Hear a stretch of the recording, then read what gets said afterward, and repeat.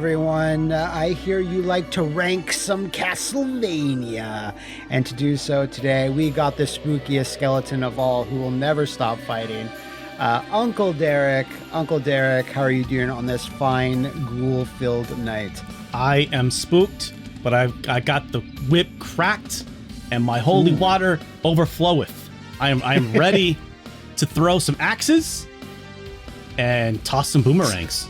Stop some time. Yeah, no, come on. No, don't use the stopwatch. If you use the stopwatch, you need to learn the level better. You're never going to get good at the game. It's true. It never lasts. It never lasts long enough for you to get past that one section that you're having trouble with anyway. It's almost designed to be such that it always stops right before it becomes useful. So there are quite a few Castlevania games, and we will be ranking them as such with the following categories. Let's go. Bottom of the underworld. Mm-hmm. The vile flea man, my most hated Castlevania enemy. Like even more than Medusa. How do you feel about Flea Man? You know, I was going for the awful Axe Knights, but it's your show, so you had veto power, so I gave it to you. bad the Axe Knights as well. Mm-hmm. Paltry peasant. Mm-hmm. So we're not quite an evil creature yet, but we're not quite a pious warrior. And after that, I think we have a burgeoning Belmont. So we're getting there. We're showing potential that we can yield the vampire killer, the nearly divine, and then holiest of the holy. So I think that speaks for itself. So I believe we are both very familiar with the Castlevania franchise. There's one or two in here that is a little foreign to both of us, but I think the majority of these we all have something to say about. Yeah. We do have, each of us, the power of veto. So if Derek believes, for example, that he just thinks Castlevania Dracula X for the Super Nintendo is somehow better than Rondo. Hey, wait a minute. I veto this analogy here. He can choose to place it in one tier higher or wherever he really likes if he decides to use the power of veto. We each have one. So we can do that if it comes down to that. If we have a heated discussion about where Castlevania Legends for the Game Boy goes, that'll settle that. So, and even if it comes to that, you'll still be my friend, Matt. It's going to be okay. Yeah, no, for sure. For sure. No, we can get past this. Yeah. You know, like the 100-year vampire war was able to be quelled eventually, so I don't think ranking Castlevania games will be too arduous. If the vampire wars can finally end, why can't we all get along? There you go. It's pretty deep. Makes you think. Couldn't have said it better than myself. So, why don't we start off with the OG? These are roughly in chronological order. With the OG Castlevania for the NES/Famicom. Where are you feeling about this right off the bat? I think that this game, two important parts about this game. One, for how old it is and for how the game controls, it is a landmark game in terms of style, presentation, and gameplay controls. Yep. If you think about just a few years before that, you had Super Mario, and that, established modern video gaming to some degree with how the momentum-based jumping and the nuance of all of his movements. And then you had Mega Man shortly after that had, that Mega Man I think the moment his foot touches a platform, you can jump again. There's surgical precision in the first Mega Man, but then you have this specific kind of stubborn type. Very specific. Yeah, and it's Castlevania knockback. Yeah, you can't. We jump. You have to dedicate. You're dedicated to your jumps. If you see an enemy coming towards you and you don't swing your whip in time, you ain't gonna get it out in time, and you're gonna get hit back into a pit. A lot of these things make the game very difficult, but I think that it's still it's landmark for the time. And Belmont still holds swim up as well. No, yeah. For some reason, I think this game still holds up, man. I honestly, I'm either divine or burgeoning. I think it's got the history, and I think also genuinely, it still slaps. The music, incredible. For an NES game made in '87, it was just top tier. And I think that man, it established so many gameplay aspects of the Castlevania series right out of the gate. I don't know. I might go nearly divine. What do you think? So I would say if Dracula's Curse didn't exist on the NES, I would be super 100% to put it on nearly divine.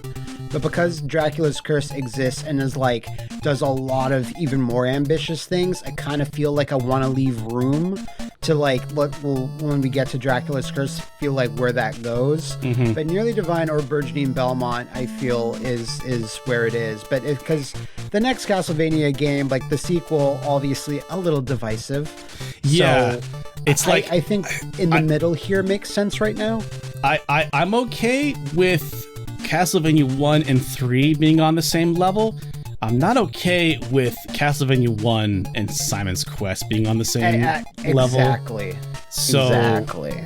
All right, let's cross that bridge when we get there. So, yeah. What we can do is just leave it here in burgeoning Belmont, and we can shift up or shift down whatever we feel as we go through. Mm-hmm. But yeah, let's leave it at burgeoning Belmont because all your points, very, very valid.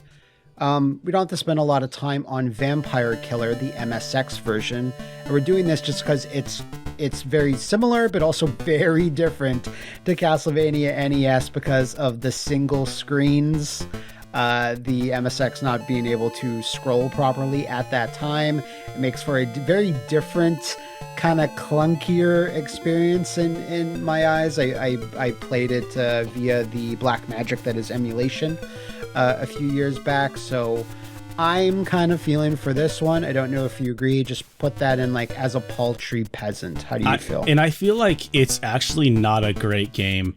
It's just really interesting. If you're a Castlevania fan, it's a really interesting curio because it's, maybe this is just my North American bias, but I never knew this game existed until a couple of years ago. And it was just this, what? It's because it's Castlevania 1, but kind of laid out in almost kind of open world like Castlevania 2. A little bit, yeah. It's a little bit. So I don't think it's good at all. It's not terrible. I don't know. I think I'm probably fine with the paltry peasant because if you're watching this video, you are a Castlevania fan, and I think I'd like to think. Yeah, I'm going to assume they're the majority of Castlevania fans, and if you haven't played this game, you need to play it just because it's not great, but it's really weird, which for me always goes a long way. It's fascinating to see a game really well, like Castlevania NES, deconstructed to work in a different way, but still be largely the same in terms of just graphical design, etc. The first time I knew that this existed was, of course, the Game Trailers retrospective on Castlevania, circa 2010, 9, something around that area, where I was like, "What? There's a janky MSX version? That's funny." But yeah, paltry peasant, because I do agree, it's it's still interesting. When we get down here, this is just straight up Vile Flea Man and Bottom of the Underworld, just kind of trash. I don't think it's quite there. So I think that's good for now. But where do you feel the original arcade version, Haunted Castle, should go? Man. I love this box art, though. Yeah. All right, I just want to point out that you did not include Kid Dracula on here because you're that's not a Castlevania game. And I feel like you could make the same argument this is barely a Castlevania game. You also don't have 8 Eyes on here, which is a Castlevania clone. I mean, yeah, I don't. This game is just trash. And honestly, we'll get to it later. I also think Castlevania Chronicles which is partly a remake of it, is kind of boring. It's safe and boring. Yeah. Also doesn't this game you don't get continues or something? Yeah, because since it's technically an arcade game, there's something weird with the save system. I only played this very briefly in the Dominus collection recently, but I did tried to play it with Liam Chan a few years back, and I was like, nah, I'm good, bro, after a while. Yeah. The main thing that kills it for me is that it's the jumpiest, saddest Belmont ever. This version of Simon can barely drag his ass like anywhere. Like it looks like there's an issue somewhere with him. I don't know what, but he's just, I think a huge sin that any Castlevania game could do is when you make your Belmont move or your hero move, it feels bad. Yeah. Like from second one. Like there's the restrictions on jumps, there's not being able to swim, etc., but just movement and Haunted Castle craps all over that. So there are a couple of other Castlevania games where the jumping doesn't quite feel right.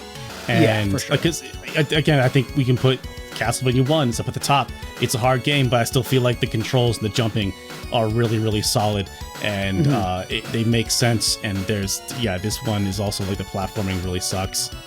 I mean, I don't know how much.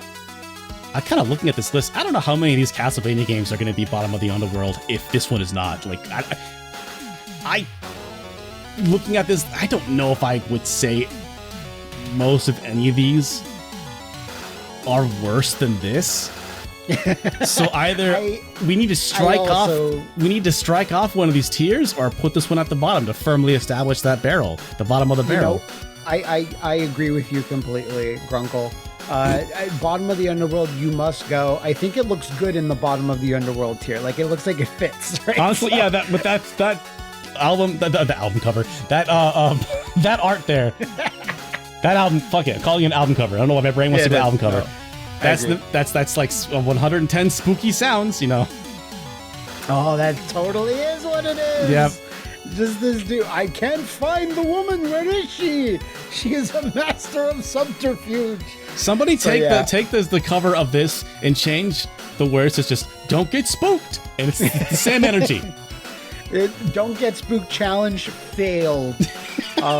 So yeah, I think if there's anything that's going to be at the bottom of the barrel, there's maybe one perhaps that could vie for that, but you know that we'll see where it lands. But I am completely comfortable putting Haunted Castle at the very bottom of the underworld. Now, circa 2006, one angry game nerd would tell you that Simon's Quest should also belong in the bottom of the underworld. Of course, I think he is being a little like over dramatic. Simon's Quest, always a divisive entry in the series that some in recent years have been like, no, it's pretty cool. It's got these neat ideas, and people have improved it with fan hacks and such. And for what it's worth, out of any like sequel, like one game to the next, like Simon's Quest, very, very, very ballsy in how it handles things like navigation and progression and such. Like, you know, very rare on the NES where you get a sequel that does a lot of things different. And also, stellar soundtrack. How do you feel about Simon's Quest? I think the idea of the merits of a killer soundtrack contrasting with the problems of the game is going to be an issue I think we are touched on a couple of times. Yeah, I feel like this game needs to be right there in the middle, because for all that it does very well and is very bold and very interesting, it does also terribly. It has always been an overrated game, maybe also overhated. I simultaneously, yeah, I think you're right, because it does do, because this is like, well, maybe Vampire Killer is the first Metroidvania, but this is like, it was open world, and the soundtrack is really good. The leveling up system is pretty good, but like, I played this game as a kid and I never knew, no, equip the crystal and kneel here and that, or like, stand, just get garlic and then kneel here at the water, and then that's how you get to the mansion. Like, I never figured that out, and because there wasn't internet, you know, there's no way to look this up. You got to get the power. Nintendo Power. But it was like the second issue of Nintendo Power. Like, you couldn't get back issues of Nintendo Power. You couldn't get the library. The artless library didn't have, like, the research area didn't have all the, like, this information was not out there. And when I played it as an adult, I was just like, yeah, it's neat. And goddamn, that soundtrack. But like, yeah, no, I feel like it's right in the middle. It is I agree. I think aside from the showmanship of early AV-Gen episodes, obviously the most egregious of this game's sins is not so much the text boxes that interrupt you, annoying for sure, but what you just mentioned, the standing and kneeling with the crystal on a wall for like 15 seconds is like absolutely insane when you really think about it. Like, I can't imagine anybody that like could have actually beat that game back in the day without at least that issue of Nintendo Power or whatever equivalent. Like, that's crazy to me. And because the text, the hints that the villagers give you are so bad and vague, like that's the worst part of it, really. And you know what, like, I've always questioned that idea that like, oh, they made them specifically so that they would be lying to you. It's like, really? Absolutely not. Was it? Or was it just like it was 1988 and was bad translation? Like, and because having like 12, 16 characters on a screen for English words is not the same as like Japanese, kanji and stuff like that. Very opposite. Yeah, so it's like that was always like, no, that's why it's brilliant. That's why it's great, because they're lying to you. It's like, no, I don't buy that. I don't believe it. It's great because they lied to you. Yeah, listen, the early days of the YouTube, man, the 2006, 2007 days, let me tell you. Yeah. That's the shit you had to listen to. Right in the middle is, I kind of agree there. I've grown a little bit more appreciation for Simon's Quest, especially after I've played fan versions that improve things or dramatically improve things, and then ones that do it more subtle ways. So you only get that if people find something worth salvaging, Mm-hmm. People have to have there has to be something in there that people want to improve upon so they can like enjoy it in later years, later generations. It's like, you put it up there with something like a Friday the 13th, and it's like top 10 games that like have really cool ideas that were executed so poorly, but with the fan translation will be fixed and so great. Also, Friday the 13th, one of Atlus's greatest creations. Yeah, I mean, Persona 4, Persona 5, and Friday the 13th. Okay. No, there's no Friday the 13th. All right, Pious Warrior it is. I mean, Simon in the picture does look like a Pious Warrior, so that makes sense. So we're going to take a little field trip into Game Boy territory, which I know Derek certainly has a good amount of experience. How do we feel about Castlevania The Adventure, the first Game Boy game? The only thing that keeps this from being bottom of the underworld is that soundtrack and the fact that it was like almost a launch title for the Game Boy. And when you look back at the original Game Boy, that brick Game Boy, the screen blur, the screen bleed, playing. Yeah. I love Mario, Super Mario Land, but playing Mario Land when he's like it's the size of like a pea on the screen, and when he's running on the Game Boy and he's streaking looks so crazy. Like the platforming of that game is really, really difficult. Castlevania was smart. They made your model big, they made everything really big, and they made you move slowly. But the hit detection of that game is so terrible. It's rough. It is an unbalanced. This maybe could be fixed with a fan translation. I don't know if you can adjust all the hitboxes and stuff like that. That's definitely out of my depth, but they're again a couple of good ideas and amazing soundtrack.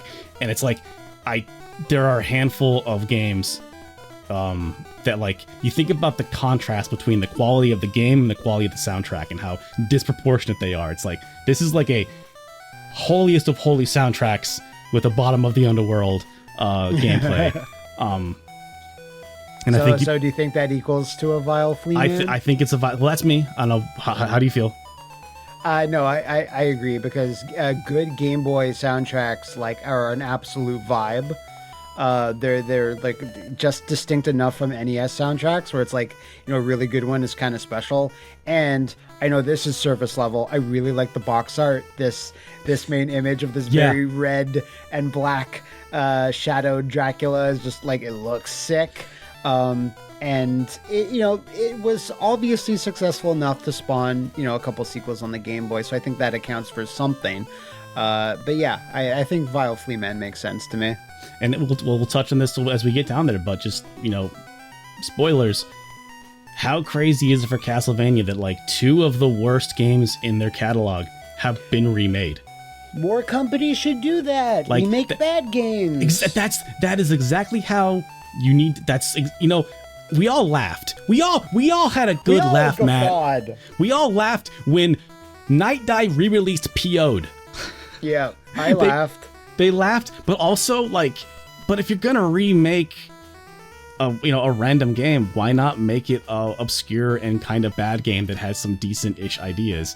And when that was explained to me, I was like, oh, maybe I need to go actually pick up that PO'd and see if it's any good. So yeah, more companies need to do that often, and Castlevania and Konami have chosen to do that twice. And they've even remade Castlevania 1, 3-4 times? Roughly, depending on what your categorization of remake is. But yeah, Castlevania Adventure, Vile Flea Man. What about Castlevania 2, Belmont's Revenge? I always like when someone gets revenge. That's great, especially a Belmont. Mm-hmm. And this is not Simon. This is like Arthur Belmont or something like that. I forget. Some dork. Yeah, but this is Jonathan? Not Jonathan. I forget who. Yeah, Arthur. Wait, Arthur sounds right. I did a video on this back in 2013, and I watched it recently. I watched my own video to remember what the lore was, and I was like, oh, that's cool. I didn't write it down and remember it. Who the fuck is this guy? Velvet. No, what's Christopher? The story? Christopher? Yeah, it's Christopher. Christopher Belmont. Yeah. Okay. So a dork, Christopher. But this game is I think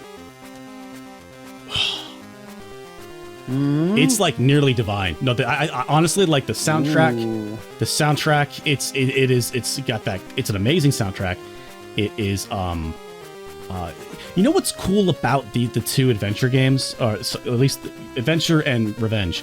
They don't have the classic Castlevania stairs.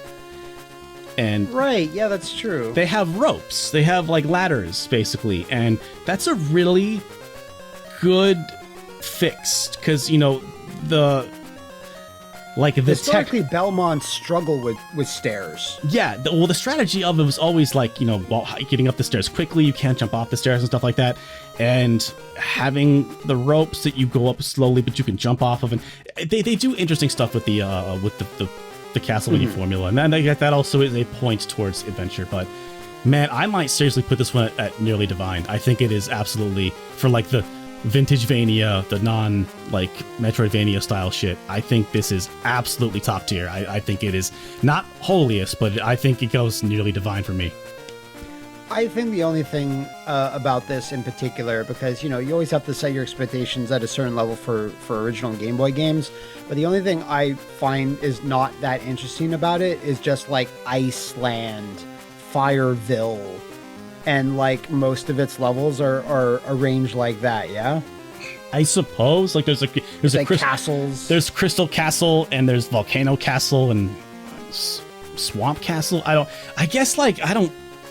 mean, sure, that's but just not super interesting to me. And that's kind of minor. Is just what I'm pointing out. And I guess that doesn't matter so much to me because I feel the enemies and the bosses and the platforming, and I still think it's just and maybe because I can look at it and judge it as a Game Boy game and be for a Game Boy game, this is peak 2D action. And so it is absolutely so much more impressive that it comes after Castlevania the Adventure, and it's such a big improvement. That counts for a lot too, for sure. And also that we'll get to Legends here in a minute. It's Adventure is at the bottom, Revenge is at the top, and then Legends is right in the middle. It's fine. Okay. Yeah, I don't know. I guess you hold the gavel. You are in control of the mouse right now. I think nearly divine is where I put that. Yeah, I don't know how you feel. If that is your gut instinct, I have no problem with that. If you're like holiest of the holy, I'd be like, really? That seems like super high praise considering some of the other games we'll be getting to, you know. But and I wouldn't put that. I wouldn't put it there. No. Yeah. So if you had said, I'd be like, yeah, no, I don't know about that. Maybe veto that. I'm not sure. But yeah, no. It as the original Game Boy, from what I have played and know of them, it's like, yes, this is considered the best of the three, like easily. So I'm fine with that. The only thing that I would really love is just like, I love the idea of Sonia Belmont and she being this Belmont that Iga discounted for a while, or I'm not sure if this one was still, because he did a revised what's canon list, and I think he took Legends out but then put it back in. I'm not sure if that's still accurate though. Yeah, in the video I made in 2012, 2013. Remember every facet of it. Exactly, yeah. Oh, man. Oh, you want to watch a video that doesn't age well. I'm like, oh, Mighty Number 9 is so great, everyone. But we don't need Mega Man. Yeah. No, and you know, shout outs to poorly aged tweets. He put me on blast on that. But in where I was saying we don't need Mega Man anymore because we have Mighty Number 9, I made that point saying maybe we don't need Castlevania anymore. We can have Mighty Number Castlevania. And I was saying Bloodstained. Just saying. I'm just saying I called it. I was wrong about Mighty Number 9, but I called it on that. So shut up. Still getting content in 2024, Bloodstained. Yeah. And they're apparently also making a sequel on top of that. Get out of here. What? Didn't know that, actually. Yeah. So yeah, I love Sonia Belmont. I think she's super cool in that, like, you know, the one female Belmont, and you know, she took up the whip, and it's such an interesting premise that very few of the games do, because you know, if there's going to be a female character, it's going to be like a mage or, you know, magic user, etc. So I think that has going for it. But when you actually look at the game and play it, it's just kind of bland and sort of nothing, which is a shame. So yeah. It has you said right in the middle, but we're like, yeah, pious, paltry. I would do like pious, because I feel like it is like a really mediocre game without, but it's like, I don't know, even like a mediocre, well-playing, decent Castlevania game is still fine. Yeah, honestly, it's like. Maybe I don't know if are we gonna like also rank on the tiers as well, or are we just focusing on one axis? It's just on. Yeah, I would say, you know, when you start filling up a tier, you can kind of look at where everyone sort of is and maybe shuffle them around a little bit. But I think generally it should be one axis. Yeah, because I might say Legends is better than Simon's Quest, but I don't know if I really feel passionately about either of them to that degree. Yeah, I don't think so either. But I think we can make that determination when we get to it, because this is our first one stacked in the same. So I'm fine with them the way they are. I hope Sonia gets resurrected, haha, because she did not in Castlevania Resurrected, which I kind of was thinking about possibly putting in here just because the game is playable. But at the end of the day, it's only like 2.5 levels, so I don't think Canceledvania should really be a part of the conversation, but hopefully someday. Castlevania 3, Dracula's Curse. Big ups always to like one of the most badass box arts on the NES. Like, you know, you can the gray border, I can take it or leave it, but I love this one for Dracula's Curse. I rented this back in the day, having played a lot of Castlevania 1, a little bit of Simon's Quest, and this just kicks your ass so hard because it's so hard. But then again, it's like, you know, 1990 on the NES, like it's hard to get graphics or sound that look and sound as good as it. And when you first like meet your first character, that, oh, you're in a party, I'm like, oh, that's so cool. And it's our first introduction to Alucard, which is a very special boy. All right, vampires rule. So, I just wanted to get off and say, like, I think this is easily a burgeoning Belmont, but I'm fine with putting this in nearly divine. How do you feel? Yo, man, this might be my favorite Castlevania game. Interesting. And I valid and interesting. Like, so it takes the first Castlevania formula, and it doesn't have the open world, but it has the branching paths. It has a lot of replay in that. It is super difficult, but it is the type of game that, like, I think its difficulty is fair, except that when you fight Dracula, he has 3 forms at the end of at a really, really tough level. And I think you can only get hit 4 times, or maybe 4 or 5 times. And when you die, I think you start at the door in front of his throne room, but when you get game over, it's back at the goddamn beginning. And like, that sucks.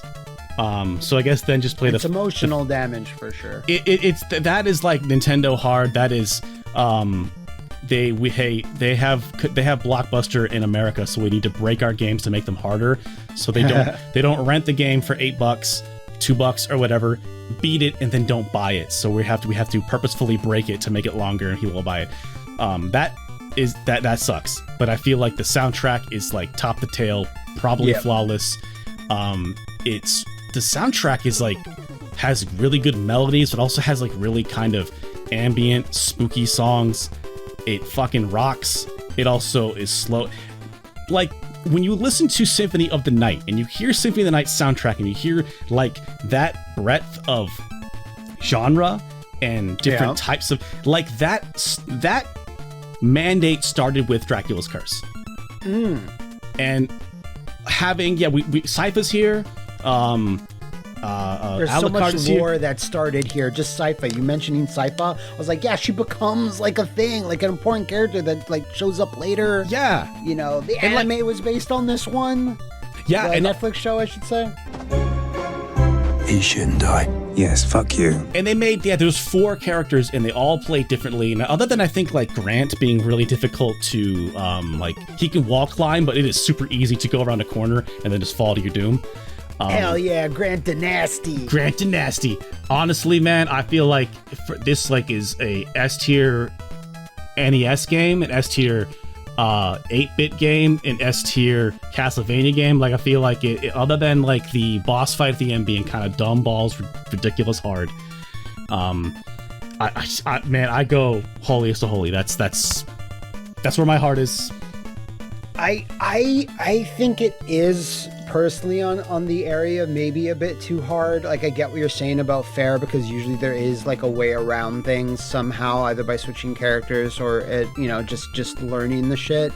But it's easily the best on the NES, right? So I think I would keep Nearly Divine, but I'm also fine with Holiest of Holy, just because it represents the apex of the series in 8-bit, you know?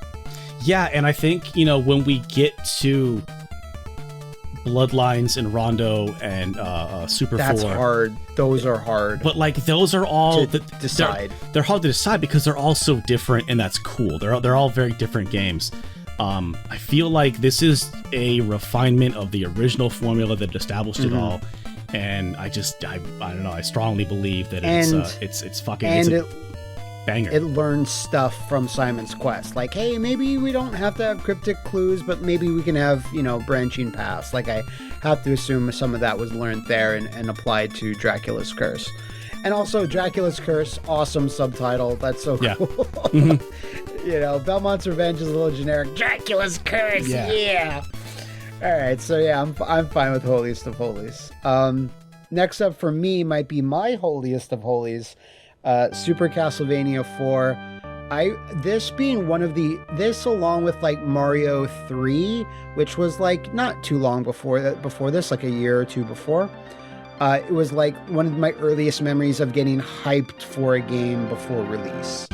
Like hearing about it, seeing comic book ads for Super Castlevania 4. I remember like a little box saying like, you can hear the cracking of the whip and the howl of the wolves, like in Super Nintendo glorious 16-bit sound. And I was like, whoa, you can? And then when I actually played it, I was, listen, I'm not gonna beat around the bush. It's one of the easier Castlevania games, especially in the first couple levels. It gets significantly harder as you go on. And of course, probably one of the greatest quality of life improvements, Simon being able to whip in 8 directions, which is insane. He's the only Belmont that figured out how to do it. He's like, well, there's other directions? You can also hold it and just like shake it around and spin it. And do silly tricks to impress like the skeletons nearby. I think you can, in the air, like jump and move backwards. I believe you can jump on and off of stairs. There's silly stuff for sure. I think, shouts to Ego Raptor. He made a video ages ago, and he did make some good points about how Super Castlevania 4, like, it gives you too much. It kind of makes the game too easy, but also, like, so? I mean, that's a good point, but, like, honestly, man, and I will defend Castlevania 3. It's a hard game, but I believe it's still fair. But also, man, like, I like to play Resident Evil 4 on New Game Plus with my weapons all the way maxed out. Yeah, exactly. You can still, it is still fun. Like, challenge is good, but every once in a while, man, I want to play something easy where the action is just satisfying. And, like, the graphics, the music, the art direction, the variety of levels. Man, Super Castlevania 4 is a banger. It's holy. I think the only thing you can say about it is like, it's kind of easy, but like, I don't know. I don't care. That doesn't really bother me. I'm very, very pleased that you agree. The only other like slight knock against it is like, I would have liked to have seen if this was like a brand new sequel and not kind of a retread of Castlevania 1. Like that's super minor. I would have liked to see like all new, completely new like level layouts from top to bottom. Like there's some different levels for sure in there mixed in that makes it distinct from Castlevania 1, but because it's this weird sort of remake, it's like, yeah, this could have been like even more godlike if it was brand new from top to bottom. But because the graphics and the sound, especially like how moody the soundtrack is, and some of the inventiveness that comes in the later levels that are very different, like the treasure room and everything like that. Oh, the rotating room where you have to whip the thing and hold it, and the room rotates around you. And there's a lot of really good stuff in this game. My only problem is, it's maybe kind of easy, but who cares? The music. This was such a Super Nintendo is here. This is like, we don't really have this. This is 91. This is the start of Super Nintendo. Yeah, I feel like we don't have this anymore. It's like, dude, the new consoles are here and it's blowing the old shit. Throw it away. Nintendo, put your Nintendo in the garbage. You'll never need it again. But just, man, the jump in just not really just overall quality, but just the inventiveness and the visuals and the audio, the sound sampling they were able to do with the soundtrack. Man, no, I can gush on this game all day. And I can't. Cool. It's very little about it I can say I don't like. Yeah. Super happy you agree, because this is kind of like, I was like, in my heart of hearts, I was like, I'm gonna put Castlevania 4 in there at the top, and if somehow Derek doesn't agree, I'm gonna use my veto. So I'm glad I didn't have to use it. So the next thing that followed on the Super Nintendo, you know what? Let's actually stick chronologically. The next one that actually really came out for consoles at least is Rondo of Blood on the Turbo Duo / TurboGrafx 16. The PC Engine 2 or whatever, yeah. Yeah. Rondo is crazy in that its graphics as not as good as the Super Nintendo, but like they're still really impressive in their own right, and some things look better than what would be visually represented in a Super Nintendo game, but other things are worse. At the end of the day, 2 playable characters, lots of secrets, a bunch of hidden levels that you can find, animated cutscenes, really good soundtrack, another absolute banger. Yep. Oh god. But definitely harder. Definitely has a bit more restriction in Richter's moveset. That doesn't really change things too much to me, because I'll say it here, I've said in previous videos, I don't know if you know this about me, Derek, Richter Belmont, my favorite character in Castlevania. He is just such a goddamn hero. He looks like he's from Street Fighter, and he just like, I'm here to save the girl, and like if Dracula's there, I'll kill him too, whatever. And his moveset that gets expanded greatly in Symphony just makes Richter like a standout for me. Yeah, he's my favorite. Obviously the main Belmonts are just below him. But that all equals out to me that I could put this in holiest of holy, but I could also drop this down to nearly divine. Where do you stand on Rondo? Hold on, have you seen, maybe it's an Easter egg, but there's a cutscene in Symphony of the Night where Alucard talks to Maria, and she's like, hey, do you know this guy Richter? And then like, in her thought bubble, a little picture of Richter from Dracula's... Yeah. From Richter from like, Rondo of Blood shows up, and then Alucard's like, oh, Richter Belmont? And then his thought bubble shows up, and it's the 8-bit sprite from Dracula's Curse. Yeah. Amazing. You can do what he was doing. Yeah, I think it's like if you get the crystal key, but then go around the other way and come from that boss to the right hand side. Anyway, the holy trilogy of the Vintage Vania is Dracula's Curse, Super 4, and Rondo. Those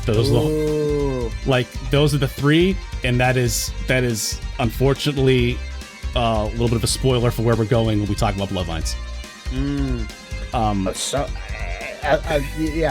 Gush about Rondo a bit more if you like.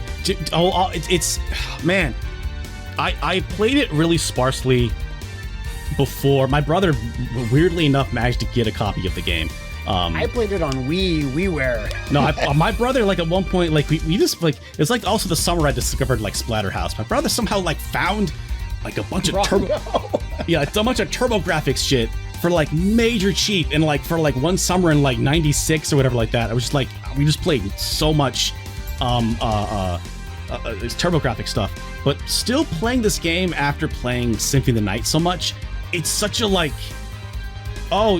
Symphony of the Night took this. Like, Symphony of the Night is such a sequel to this game, but in a charming way. So I feel like if you've not played Rondo and you're watching this video, you've gotten this far, you probably played Symphony of the Night. You probably enjoy Symphony of the Night. You probably have obsessed over it like a lot of people have. It's fun to go and play it and be like, oh, this fucking guy. Oh, this thing. All right, Yeah. No, the CD soundtrack that comes with this is so good. Seeing anime cutscenes in like 93 was mind-blowing. And also like I don't think the PSP remake, the 3D remake, is that great. My recollection of the PSP remake is that the controls are a little more stiff and the graphics kind of lose a lot of the pixel art graphics is so good. It absolutely loses charms. It does have some other little like technical things. I'm like, oh, that's cool. That's a neat little thing, or that was a nice little expanded area. But overall, it's like, yeah, the pixel art is too strong and the controls feel a bit better. Right, but that PSP package comes with Symphony of the Night and Rondo and Rondo, so it's like, it's still like high. That is still an S rank like package to buy. But yeah, it's to me this feels like this is really the real Castlevania 4, because it Super Castlevania 4 was really cool, but it was like, a retread. Yeah, and it was. I wonder if it was a slightly different team. Wasn't it like a bunch of people that would eventually go on to make to form Treasure? May Super Castlevania 4. That might be. I might be talking out my ass on that. But that sounds vaguely familiar, but I'm not sure on that either. I think there was a part of me that wanted another 8-directional swinging sequel to Castlevania 4, but like that this is really like picking up where Dracula's Curse left off. Also is I'm fine with that too. And this, like, this was like the seeds of Symphony of the Night in terms of this game. All right, hold on, let me collect my thoughts here. The visual variety and environment variety in Castlevania is always really important. Each level is like, all the way back to the very first one. It's really, really cool. Every level just looks different. But like, Rondo raised the bar for every level being weird. Like, the library level with the huge candles, and it's a game with just so much cool shit. The first boss, the werewolf howls in the moon, jumps off screen, and then jumps down. Like, it's fucking anime as hell. It is so visually cool, has so much variety, is so creative, and that it is like classic vintage Vania with being really a sequel to Dracula's Curse, but finding also cool moves that Richter can do. Yeah, it's no, I think it's a banger. It's top. All that stuff you said, it's like the visual variety and like the aesthetics and the set pieces and how things kind of move and it set the groundwork because like you said, this is like the predecessor to Symphony, and Symphony gets like more than its fair share of acclaim, but like it really started that like jump in aesthetics really started in Rondo and then moved over to Symphony because that was mostly that team. Because I believe the team that made Rondo then started to make a game for the 32X, and then that got canceled, and that's what turned into Symphony because they realized they were making something for the 32X, and they're like, no, let's stop that. So then it moved over to the PlayStation. And yeah, like they're very much companion games almost. Like if anyone's ever only played Symphony and they never played Rondo, like go back and play Rondo. It's like, yeah, it's still a very different game because it's classic Vania, but you can appreciate those little connections and things a bit more. Yeah, I didn't actually expect us to both agree on here because I was like, yeah, you know, I've grown to love Rondo a lot because when I first played it on WiiWare on my Wii, I was like, oh my god, this is like old Castlevania hard because it's much harder than 4, for example, just because of the 8-way whipping and just general placement of enemies. Knockback. And here he moves a little more stiffer. I think this is also like hit knockback in the air and you have to commit to your jumps. I think you can jump on and off stairs on this one at least. Just do the backflip. I think the backflip. Oh yeah, dude, the backflip is great. But it's gonna take more than that to impress me. And when you backflip over a boss that charges at you, you just feel like it's like the most badass shit ever. You can still do that in not Castlevania Chronicles, but the PSP remake. That's still there. You can still have that move, and you know it's fun to do there. But yeah, the sprite work kind of does a lot of that heavy lifting. So yeah, right now our holiest of the holy are fucking unbeatable. Look at these badasses. No, that feels right. That feels right. So speaking of feeling wrong, where does Castlevania Dracula? You know what? I'm just going to say this. This is one of the worst, like, what do I want to say? Like untapped potentials. If you were to say, oh, we're going to take Rondo and build it for the Super Nintendo, you'd be like, oh my God, that's going to be so awesome. And then you play Dracula X, you're like, oh. When I played this at the time, I didn't even know Rondo existed, really. It was just this. And in that bubble, it's like, yeah, this is fine. This is a serviceable Castlevania game. And then when you find out everything that was cut and is missing and is simplified, you're like, and that's rough. It's a rough realization to come to. At the same time, I really like the way this Castlevania Dracula X sounds with the Super Nintendo sound chip. I like the slightly smoother pixel art that's there. It's got that sort of Super Nintendo look, and that's very nostalgic, you know. But other than that, it's kind of equals out to me to be middle of the road at the very least. Like pious, paltry. What do you feel about Dracula? Yeah, because it's not a bad game, but it's difficult to play it and not know that there's a better version of this. But it's different enough that I do feel like, we you don't have do we have the PSP game? Oh, you do have the PSP game on here. Okay, never mind. We are going to talk about the PSP game later. Shit. But it's like, these are different games. They need to be judged as such, but one is in the shadow of the other.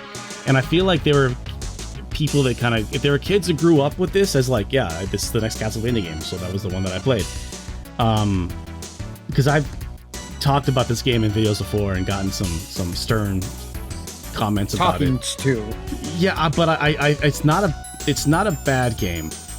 It is certainly a weird game when you know where it came from. But on its own terms, I feel like it is absolutely pious.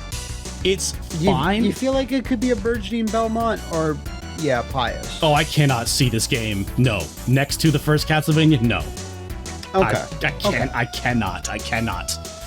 Yeah, I'm not gonna fight that battle. I don't feel that strongly but about it. I also don't feel like it's as bad as Vampire Killer or Adventure. I don't think it is totally serviceable, but it is not anywhere. Yeah, this is right in the middle. I think is where it belongs.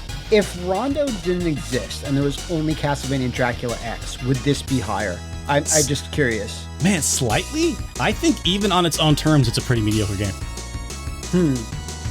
Yeah. When you realize when you think about the stuff that's offered in Rondo, and you just think about if Rondo didn't exist, but that content that was cut was somehow put into this version, a completely other playable character that plays crazily different. She can use animals to attack for her, and all this other stuff. And the cutscenes, it's like, yeah, holy shit. Without all that stuff that makes the complete package of Rondo, at the end of the day, you have to assume if the game shipped without all that stuff and that never existed, then Dracula X, yeah, what does it really offer that's any better than Castlevania 4? Not a lot. Graphically, maybe it looks a little bit better, but yeah, that's about it. The backflip? Yeah, that's not a whole lot. The thing that's chasing you at the first level, that's kind of fun. That's cool. It's awesome. But also, I mean, if I can draw an analogy, it's like Dracula X on Super Nintendo is like Snake's Revenge on the NES. Like, it's Konami, it's a sequel, but it is not a good one. And even if you know that the real Snake's Revenge was on MSX that Kojima made later is vastly superior to it. Still on its own terms, Snake's Revenge on the NES is it's totally a fine game. It hangs with Dracula X, and it's another Castlevania game, and that's cool, and it's totally fine. I would give one extra point to Castlevania Dracula X if it retained the Japanese name Castlevania Vampire's Kiss, because that's way cooler. Vampire's really? Kiss, yo, get in there. Yeah. Well, I have a growing list of Japanese games who have way cooler names than America. Yeah. Vampire's Kiss. You say no to that. You can't. So yeah, I'm fine with this being in Pious Warrior. I would think I would move this up at maybe to Virgin and Belmont if Rondo didn't exist, but we already went through that. It's not. Oh my god, this cover art for Vampire's Kiss. Yeah. Is kind of fucking baller. This is kind of awesome. Oh, the title screen for Dracula Vampires. Oh, this was like a Darkstalkers game. Vampires Kiss. It kind of does. It's got that moody look. Honestly, this is one game that I would absolutely, if hackers people have remade Doom for 32X to include all the shit that it should have. Mm-hmm. Man, if you could make Rondo proper on Super Famicom and do as close as possible, yeah, whatever you could technically feasibly add, yeah, I would love to see that. Maybe that exists. I haven't just looked. It might, yeah. There's a lot of Castlevania fan projects out there. Yeah, and I haven't looked it up, and so if somebody is out there that has done that, drop us down below. Sorry for not knowing you're on that. Yeah. So our next entry is one of the most interesting. It's Castlevania Bloodlines on the Genesis. I believe this kind of came about where it's you can make a Castlevania game for the Genesis, but it should be pretty distinct from the Super Nintendo one, so they get something a bit more unique, kind of like Contra Hardcore, and so on and so forth. So they did make something very different. 2 playable characters from the very start, obviously Eric and Jonathan Morris. So we're just grabbing shit from the Bram Stoker novels because we can't use a Belmont, I guess. I don't know if that was part of the deal or we haven't talked about how the credits for Castlevania 1 just have dumb puns. Tony Banana. Yeah, exactly. Whatever. Anthony Banana, how dare you? Anthony Banana and all those. I think it always goes back to you can't put your credits in a game because then you'll get headhunted. Because in the late 80s, early 90s, that was happening a lot in Japan. You put your name out there, people will come up to you and throw you into a van and say, you work here now. That was apparently the threat. They want people to poach their talent, which is... Yeah. James Banana. Was it really James Banana? Yeah. Okay, all right. And all those other Hammer horror names and Universal horror names. The Castlevania Bloodlines, awesome box art. When I was a kid, I was very much a Super Nintendo warrior. I would play on my friend's Genesis when I can. I would like the games I would play, but I'm like, no, man, Super Nintendo's the best. And when Castlevania Bloodlines came out, I was like, no, that's my Castlevania. That's my franchise. So I only got to play it once or twice, and I was kind of, scoffing at it, like, oh, that's not as good as Castlevania 4, etc., etc. But yeah, in the subsequent years, obviously, you wisen up and you say, like, well, let me try this thing I kind of wrote off. And then Castlevania Bloodlines kind of snuck up on me over the years. Every time I play it, I'm like, I really, really enjoy it. There's so many cool technical things it does visually on the Genesis that are kind of unique to it. Both characters are very distinct to play. The levels are really interesting too. There's some things in there you haven't seen in Castlevania games before. Other than that, it's like, yeah, just really, really solid classic Vania. Definitely off the bat, it has to be better than Dracula X. How do you feel, Grunkle Derek? So I will say that my bias is Castlevania 4 and Contra 3 are better than Bloodlines and Hardcore. Yes. I know I was a Super Nintendo kid, but I have since grown up and played all these as an adult, and I think actually a burgeoning Belmont is great. I don't think I think Bloodlines does a lot of really cool stuff, and it's another great Castlevania game. It is certainly above Dracula X and Legends and Simon's Quest. I don't know if I would put it nearly divine though. I think it's and also, God, I don't know. Definitely watch have you ever watched a speed run of Bloodlines? It's a really good one. Oh, I guess I don't know if I have. Put that on the list, because that's a good one to watch. I think maybe an AGDQ maybe 2-3 years ago I watched one. I was like, holy shit, this game's awesome to speed run, just because Eric Lacarde can do crazy things with his spear and just boost him up through things and stuff. Oh, but I will give Bloodlines this another banger soundtrack, soundtrack. Absolutely. And this is the first Castlevania game that I remember that was gory. It had blood and stuff. I was gonna say, and even the title Bloodlines, I don't think you could do that often. Well, there was definitely there was hey, the Mortal Kombat on Genesis was uncensored. There was that thing of Sega had their own rating system, which meant that they could release stuff that was Splatterhouse 2 and Splatterhouse 3 were graphic gory games. They weren't going to get that on Nintendo, Super Nintendo. And this was an American name, because I think either in Europe or Japan or both, it's called Castlevania New Generation. Oh man, I lose track of how many PAL released Castlevania games are just called Castlevania. Yeah, there's 7.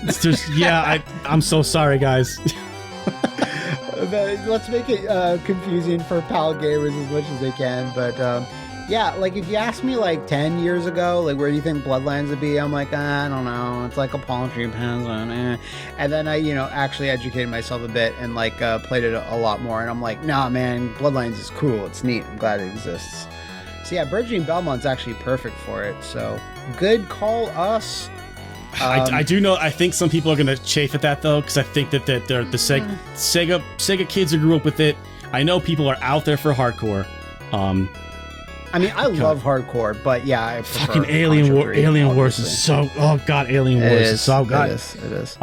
So speaking of disappointing games, Symphony of the Night, not very good. Didn't really do anything different with the genre. So I think it's the bottom of the underworld easily. I might say Vile Flea Man. It's worth buying. It's worth having. I'll hear you out. I'll hear you out on this. All right. It's worth having, so you can wipe your ass with it.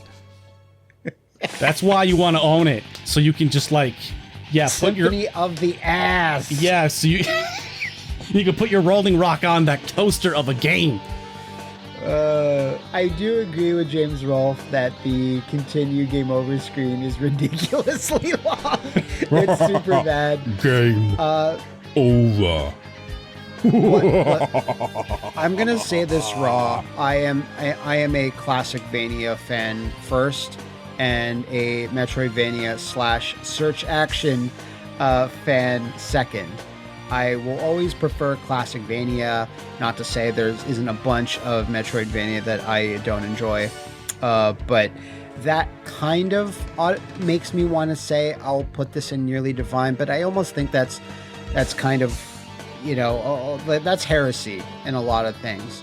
And I just don't prefer Alucard using a little sword. I just really like a whip. The whips and chains, give me more of those. But speak for yourself. Right.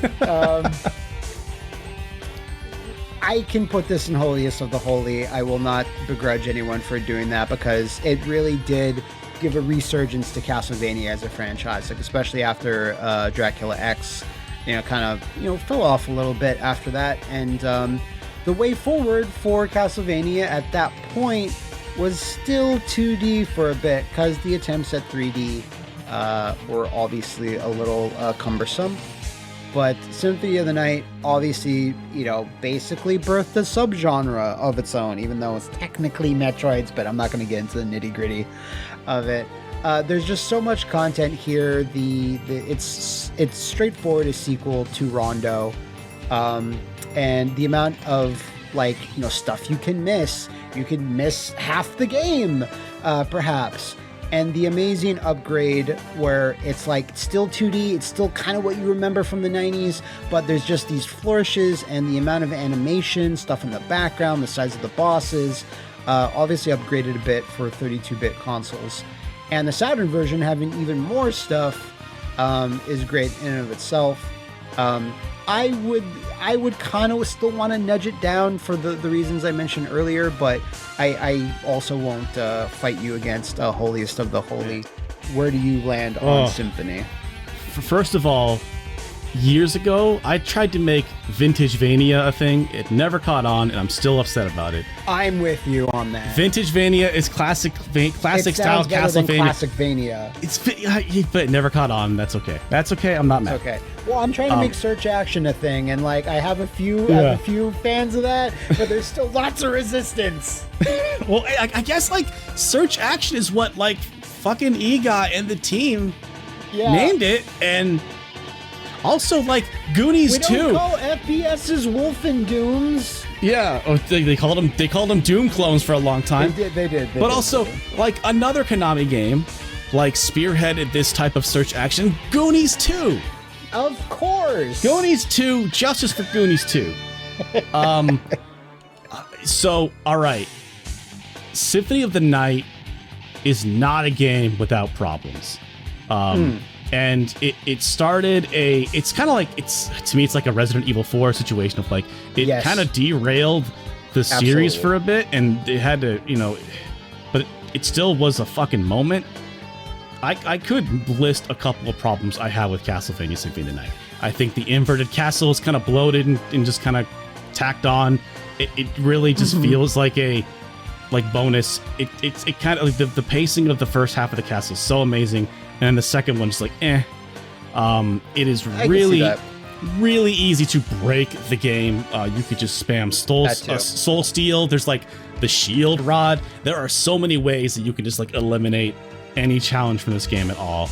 But the pixel art, the soundtrack, the fact that this was the B team making a 2D game in the middle of 3D mania. Everything was going 3D, yeah.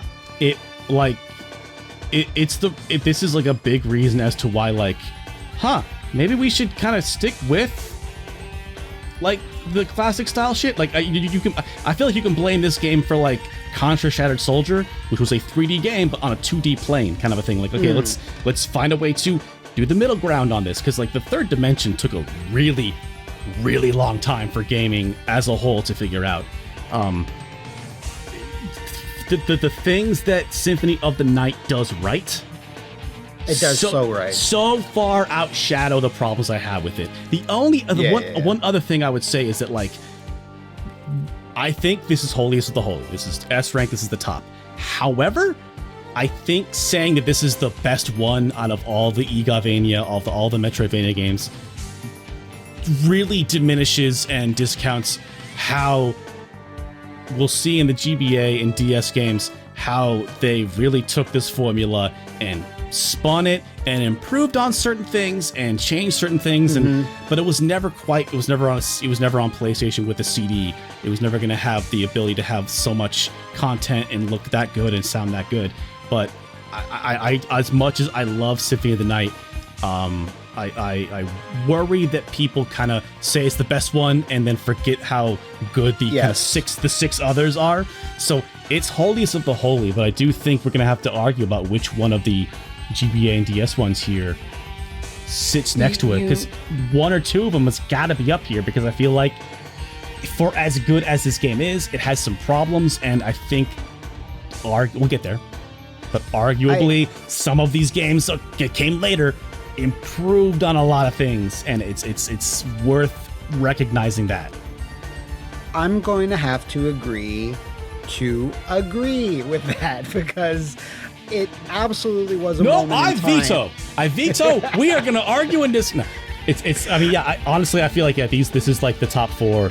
I would like to think that most people watching this, but I can't speak for all of us. But to me, it's like this is the obvious like four at the top. This seems like. Well, I think it's fairly obvious too, and talking about the GBA and DS ones, like you mentioned, I think the only reason maybe some people kind of discount a few of the DS and 3DS, DS and GBA games is because there's just so many comparatively. Yes. If there had just been ever 3, you can pick them out a little bit better where you're like, that was a definite improvement. But I think they get muddied in people's minds a little bit. They're like, yeah, there was that one, there was that one, there was that one. Yeah, and that one did that. Where Symphony kind of stands by itself in the 90s. Because it was the one that was like that in the 90s. So it's such a landmark, but the other portable games obviously did some things better, especially with pacing and extra content and etc. But we'll definitely get there. I do agree with you that like Symphony is the people that kind of view Symphony as like nothing can ever touch it. I don't agree with that. Again, it's like, what is a 10 out of 10 game? Not perfect. It's just the things it does right so outshadow the things it does wrong. Yeah, that they're nothing. Yeah, that for whoever is putting that 10 out of 10 score on it, it's like, yeah, I don't care. That does not bother me. It's like the other stuff is so goddamn good. You know, it's like, God, this album is great. This one song is kind of a skip. I don't know. The rest of the album, the other 10 tracks are amazing. I can deal with, that kind of a thing. It's right. Yeah, what it does right, it does so right, and also just unprecedented for the time. The history behind it, the timing of it, what it meant at the time, and what it means now. Yeah, top of the rank. It's got top of the heat. If someone goes, well, Symphony is the best because, like, I cannot discount that it's the best of your nostalgic feelings, because it would be. It absolutely would be. It's like, the people that are like, Ocarina of Time, I cannot never discount the feelings you had playing Ocarina of Time for the first time. I had them too. I had them for a lot of games like that. And, like, in the subsequent years, if they never made any other the GBA and DS ones ever, or maybe one or two and they weren't that great, it's like, Symphony easily stands alone by itself. It's the best of those. But because Iga was at the head of all these, mostly, like, he improved on some things for sure. But it's still too famous. So holiest of the holy, obviously, I don't think you can move it. I don't think you can take that away from it, because landmark. And also holiest of the holy. It's like Castlevania 64. Folks, can you tell we were just kind of like waiting to not talk about the 64 games? We were like, let's just keep talking about Symphony of the Night, and we don't have to talk about Castlevania 64. Now, to be fair, before I played this again with Liam a few years ago, I was like, yeah, Castlevania 64 sucks. Castlevania 64 has one of the worst couple of first hours in, like, gaming history, where it's like its first level is just the most drab, like, unexciting sort of thing. And once you actually start getting into the game and figuring out certain things and how content is hidden and how you can find these extra boss fights, it's actually, like, really interesting. Like, They didn't go with a Belmont. They have 2 playable characters. Each one has exclusive levels to them.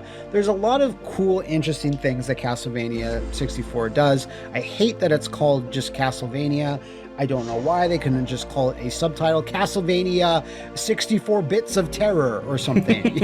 Whatever. Castlevania 6664. Oh, there you go. Come on now. There is obviously problems with the controls, with the camera, and all that. But there's still lots of interesting things. It's an interesting Castlevania game for sure. It is not nearly divine. I almost kind of want to put it into a burgeoning Belmont, but I don't think I can put that alongside Castlevania 1 and even Bloodlines. So I'm fine with it being next to Simon's Quest, which is another very flawed but very interesting Castlevania game. You already kind of started off your thoughts on the 64 games a little bit, but do you concur with my statement here? I know people are out there for them. I know they're out there for them, but I'm the wrong guy to have on this podcast. I don't like this game at all. Gotcha. All right, I'll bargain with you here. Okay. Because, we have Castlevania 64 and then Legacy of Darkness. Even though the A in Darkness kind of looks like an O, it always looked like Legacy of Darkness to me. Sure does. It always did. Legacy of Darkness. So I cannot... So I think here's my bargain is Castlevania 64 is a paltry peasant. Legacy of Darkness is a pious warrior. Ooh, I didn't think he'd get me, folks, but I think he's kind of making a case here, because I was debating where the fuck would this Legacy of Darkness, which is... It's got to go 1 tier above, right? Because it has to go 1 tier above, because there's absolutely improvements here. It is the only game where you control a werewolf, which is rad. And you have a bunch of content. You can still play as Schneider and Carrie. Is his name really Carrie? Schneider? Holy shit, really? Yeah, Reinhard D. Schneider. He got the vampire killer from an auction, and he just took it up one day. But there's skeletons riding motorcycles. There's a guy with a chainsaw. Skin your ass raw. What? Yeah. No, you're supposed to say I pack. You're supposed to say I pack a chainsaw, and then I say what again? Come on, dude. That's true. Sorry. I apologize. Okay. Technically, we looked this up. There were prototype motorcycles in the time frame that this game came out. This game took place. So I didn't care about that. I was just like, I thought you were making that a big. Oh no, that's rad as shit. That's just like dumb anime bullshit.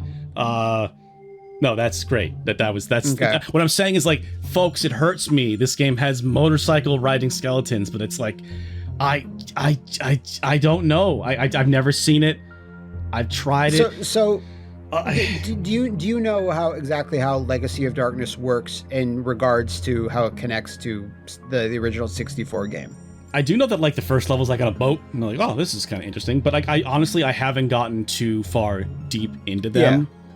Also, like, Legacy of Darkness was a really rare and difficult game to get for a long time, and N64 emulation was kind of rough for a couple of decades there. Yeah. So how it works is that it's a prequel that takes place like 10, 15 years, something earlier.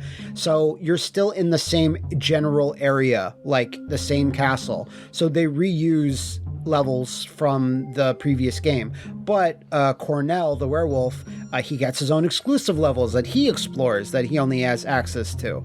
So it's kind of like a prequel, like / remake almost.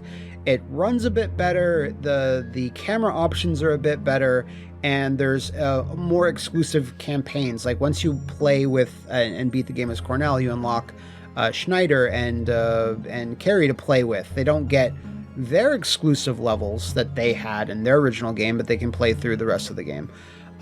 So going back, it's like these were really, like, they tried, and it was a new development team that had never made a 3D game before. Yeah. To be fair to them. But I can't believe you convinced me, because once you said this, I'm like, yeah, no, that makes sense. Because I cannot put either in burgeoning Belmont. No, I really can't. But yeah. I feel like the comment section is gonna be a flame, but I just I've seen the arguments. Shout out to Dongled. I've seen the arguments for Castlevania 64, and I just like, it's one of those things of, did we play the same game? I can't. I don't see it. I don't know. Listen, the graphics and stuff, despite there being some pretty spooky, cool enemies here and there, it's just look at Schneider and his like nothing textured face. Like it's hard. It's hard to get behind these heroes because the 3D graphics at the time are like not great. And the whip animation's really kind of stilted and kind of bad. Absolutely.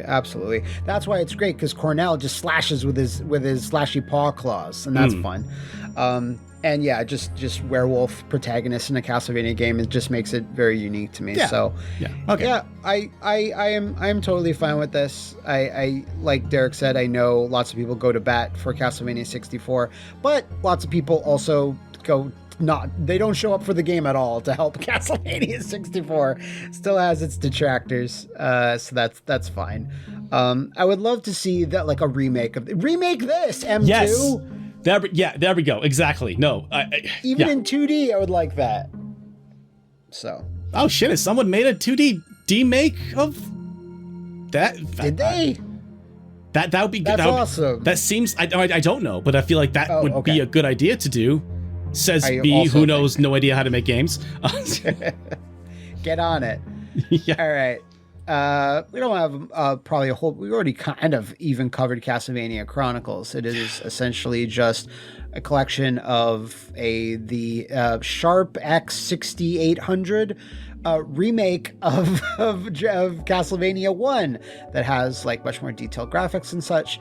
Then it has the arranged mode, which changes Simon's sprite up to be this red-headed little devil, this guy, that you'll see every so often in Castlevania games moving forward. And it's easier. It has like a few difficulty modes, if I recall, and some quality life improvements. A neat thing for the PlayStation to have, but still, like, I would like this to have been released on the Dominus collection, for example, to have those bonuses in there. Unless this was in one of the previous Castlevania collections, I can't remember now. There's been quite a few. There's been like 3, 4 of them. God, I couldn't tell you, because it's like these collections, not to like flex on people, but it's like I already own those games. I don't need to buy them again. So I flex. Sorry, I'm sorry. I think Castlevania Chronicles, like, I found it. I tried to play it. Every time I do, I find it kind of boring. And it's slow. It's slow for sure. And I almost want to go paltry peasant. I can kind of go either way. I'll let you decide. I kind of don't care very strongly either way. I don't think you can put this paltry peasant on the same thing as Vampire Killer. Like, comparing to 2D Castlevanias. You are right in that it's a little boring, but it's still solid platforming at the end of the day. Do we then put Vampire Killer down to Vile Flea Man? That I could do. Because it really, the only saving grace of Vampire Killer is that it's a neat curio, but it's not a good game to play. Really. You just kind of go, that's neat. Honestly, don't play Vampire Killer, watch a playthrough, and you go, that's neat, and then... Yeah. So that kind of puts it... I don't know, what do you think? I cannot go to Castlevania for Castlevania Chronicles, because while it's neat that it exists, it's like, it's just a remake at the end of the day that's pretty basic. So if you wanted to drop this down so we can move Castlevania Chronicles down next to Castlevania 64, I'm down with that. Yeah, because you know what, sense. I feel like now I'm looking at Vampire Hunter and Castlevania 64, like that doesn't hang, that doesn't fit anymore. So okay, that actually, that feels righter to me. Haunted Castle has almost no redeeming value. These two games. The box art, the album cover. Yeah, that's about it. The cover art. Get spooked. Don't get spooked. Oh no. Okay. Let us move on to the first GBA. One of the best-selling Castlevania games in the entire franchise, because it was right there. in and around the GBA's launch, if I recall. Circle of the Moon. Yeah. I played this not too long ago, and that was re-released on the GBA collection. One thing I can certainly say is that while this is not reinventing the wheel, and I certainly don't think it outshines Symphony in any like super meaningful way, the main hero, Nathan Graves, that guy is fucking cool as shit. Love this dude.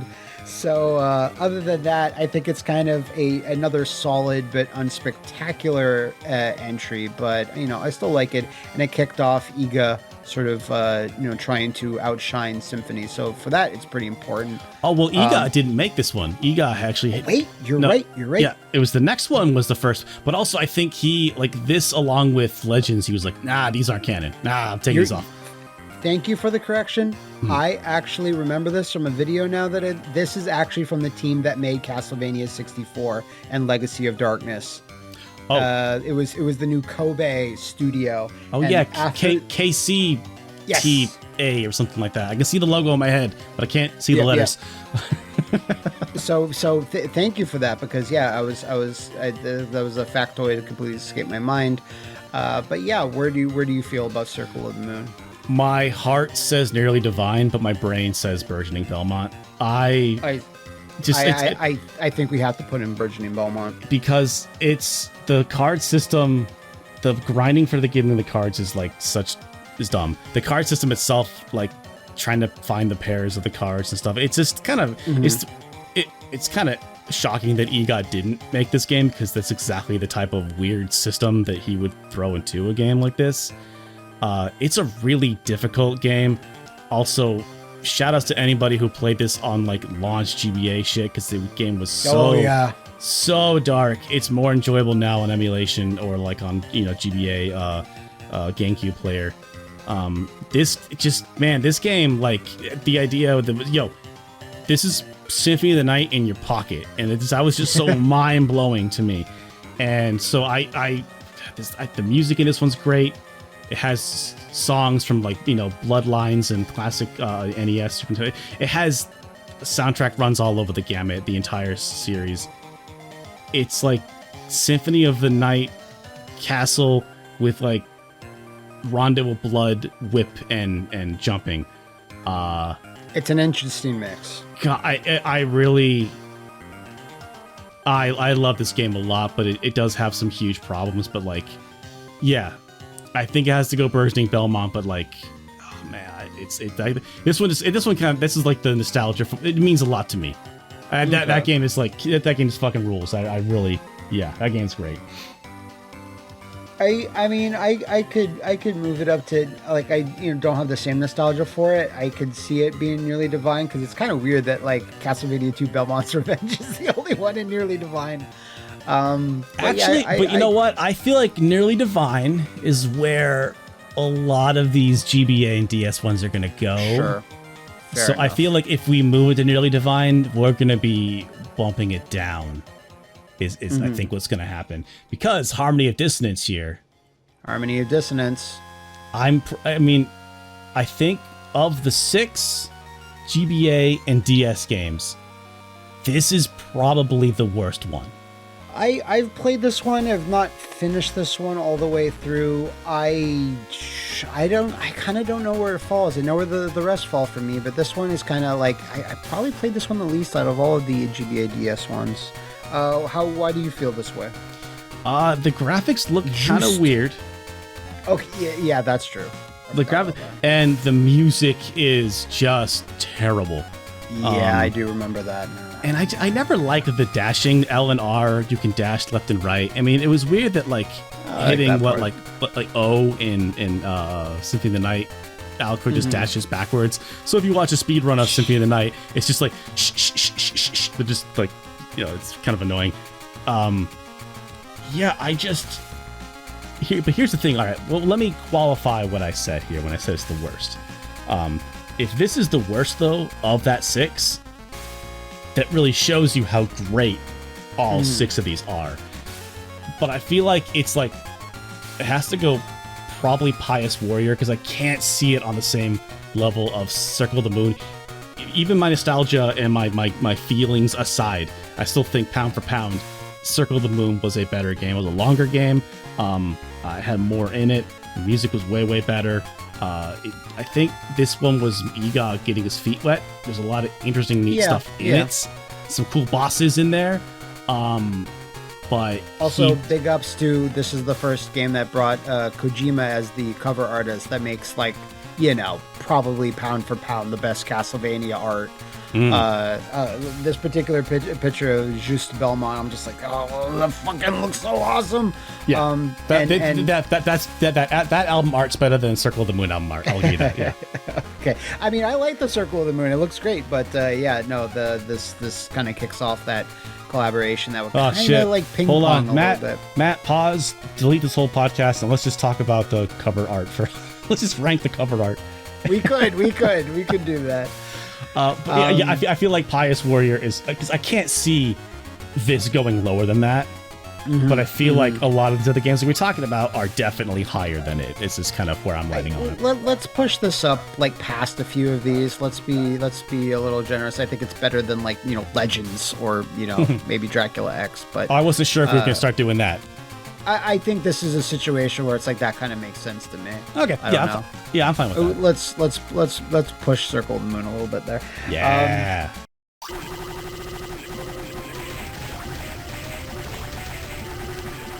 Aria. This is like the arc. This is where it's like, yo. This is where you have to go. All that Symphony of the Night is the best. I'm like, I don't know, man. Aria is short, but is like fucking sweet. It's my recollection of Aria of Sorrow is the only thing is like, man, it's kind of short. But it is. This is where I feel like EGOT really comes to his element with these games.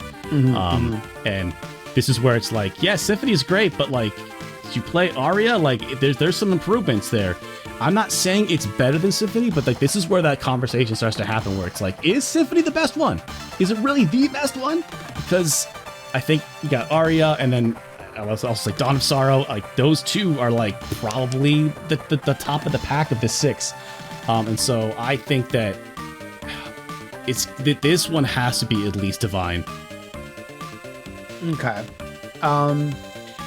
My thing with both Aria and Dawn is that you've noticed I placed some importance on the heroes that you play, and I'm not the biggest fan of Soma Cruz in general. Like, yeah, and I'll be honest, like, a lot of the EGOVania games here have tons of story and characters.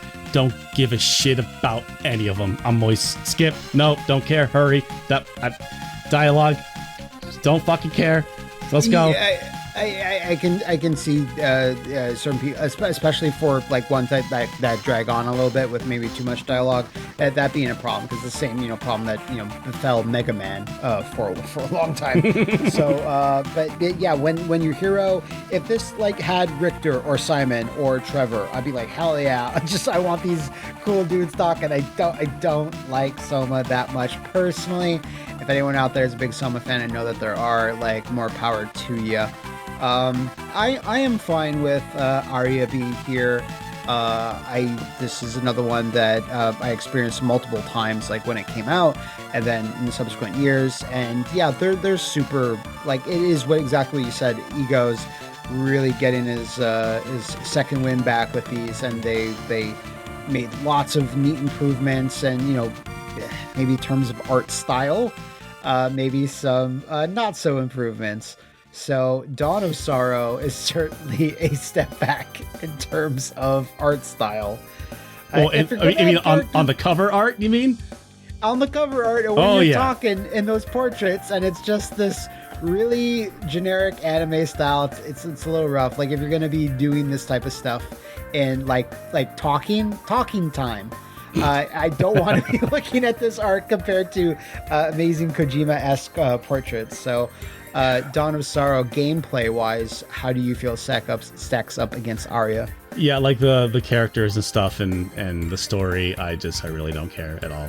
But gameplay-wise, like, I think Dawn of Sorrow is probably the better game, but like, man, I'm like, throw a dart, flip a coin. I feel like that these are the two that, in that conversation of Symphony of the Night, that like, I think one of these two, I think Dawn of Sorrow has to be like right there with Symphony. I don't know if you can say it's better. It's just it's difficult when you better is a weird way to qualify that, but I feel like it sits at that table. Yeah. I this is not the one I would personally put up there, but it has to be close. It's just because again, it goes to the Soma thing and the story and the art style, but just on a sheer technical level of the gameplay and the complexity there, and it improving on certain aspects of that, especially with pacing over Symphony. Like it sits at the table, like you said. Do you feel holiest of the holy, like, or did you just mean like it can't sit at the table, like literally on this particular tier? I guess so. Here's the problem that I might be having here is I was there for Symphony of the Night. Like, my brother imported that game on PlayStation. I bought it when it came to America, and then I got basically all the GBA Castlevania's day one. I got Lament of Innocence day one. I got Dawn of Sorrow day one. By the time Portrait of Ruin came out, it had been like 10. There was a lot. It was like 10 years of like a new Metroidvania every year, and so Portrait of Ruin and Order of Ecclesia, I've never really played much because I just got tired of them. And I think both those games kind of have rough starts, and I just never have been able to get into either of those.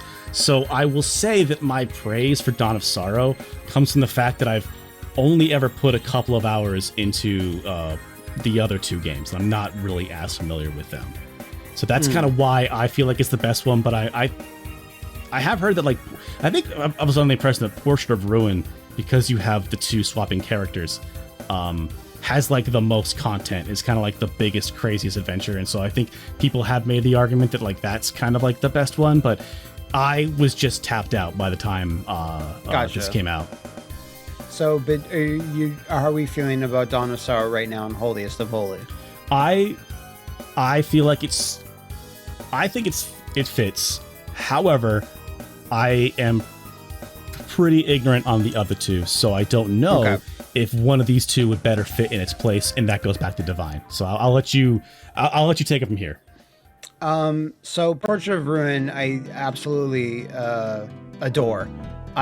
Even though the art style is again the sort of bland looking anime stuff, I love Jonathan and Charlotte as a duo a lot.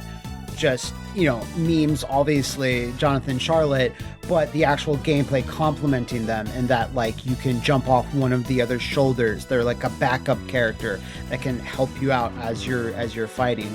The story actually, not so much advancing because Dawn of Sorrow took place in the future and shit, but Portrait of Ruin going to like 1945, I believe, somewhere around there, and like things being like moving past the industrial age is really intriguing. Going to completely different locales that you wouldn't normally see in EVERY, which are usually confined to the actual castle. So you go to like places where you can fight mummies in Egypt and other like really cool locales. It just gave it a much needed burst of variety. I will agree with you that the start is like not the most interesting because it doesn't quite show you its hand yet. And how it doles out power-ups and progression and stuff and such. But I love Jonathan. Of the GBA and DS games, this is my personal favorite. Because I still kind of feel that I prefer Vintagevania, I don't feel super comfortable putting Holiest of Holies myself, but it's absolutely nearly divine to me. Have I convinced you, sir, that that's where it belongs? I'm fine with that. I'm actually kind of curious what you think of Order of Ecclesia then.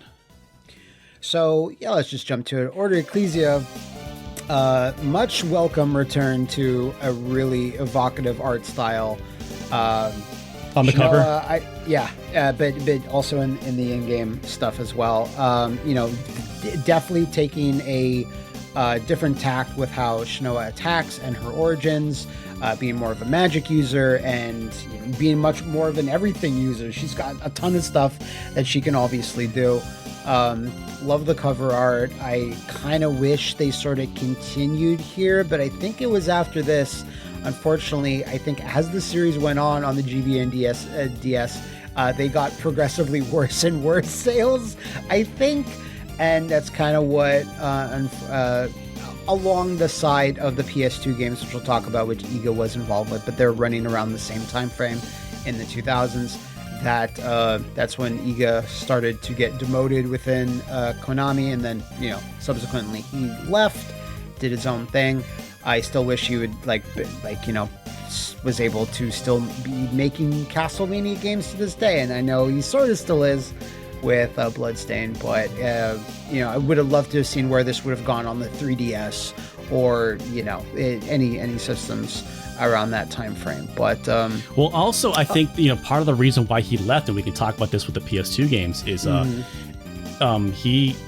he got a reputation of being able to make games on a tight budget or under budget, and so they were like, oh, okay, cool, your reward for that is you never get a higher budget. And so he was constantly having to squeeze blood from the stone, make the same game with the same budget. Like, what? And he did it somehow, but he was never really ever given his flowers, I think, in the company, and that's why he left, because he's. I think Bloodstained speaks for itself, the amount of content that they put in that game. He loves putting tons of shit in it. Too much content. Yes. But I thought that Bloodstained was fantastic. He still got it. He always had it.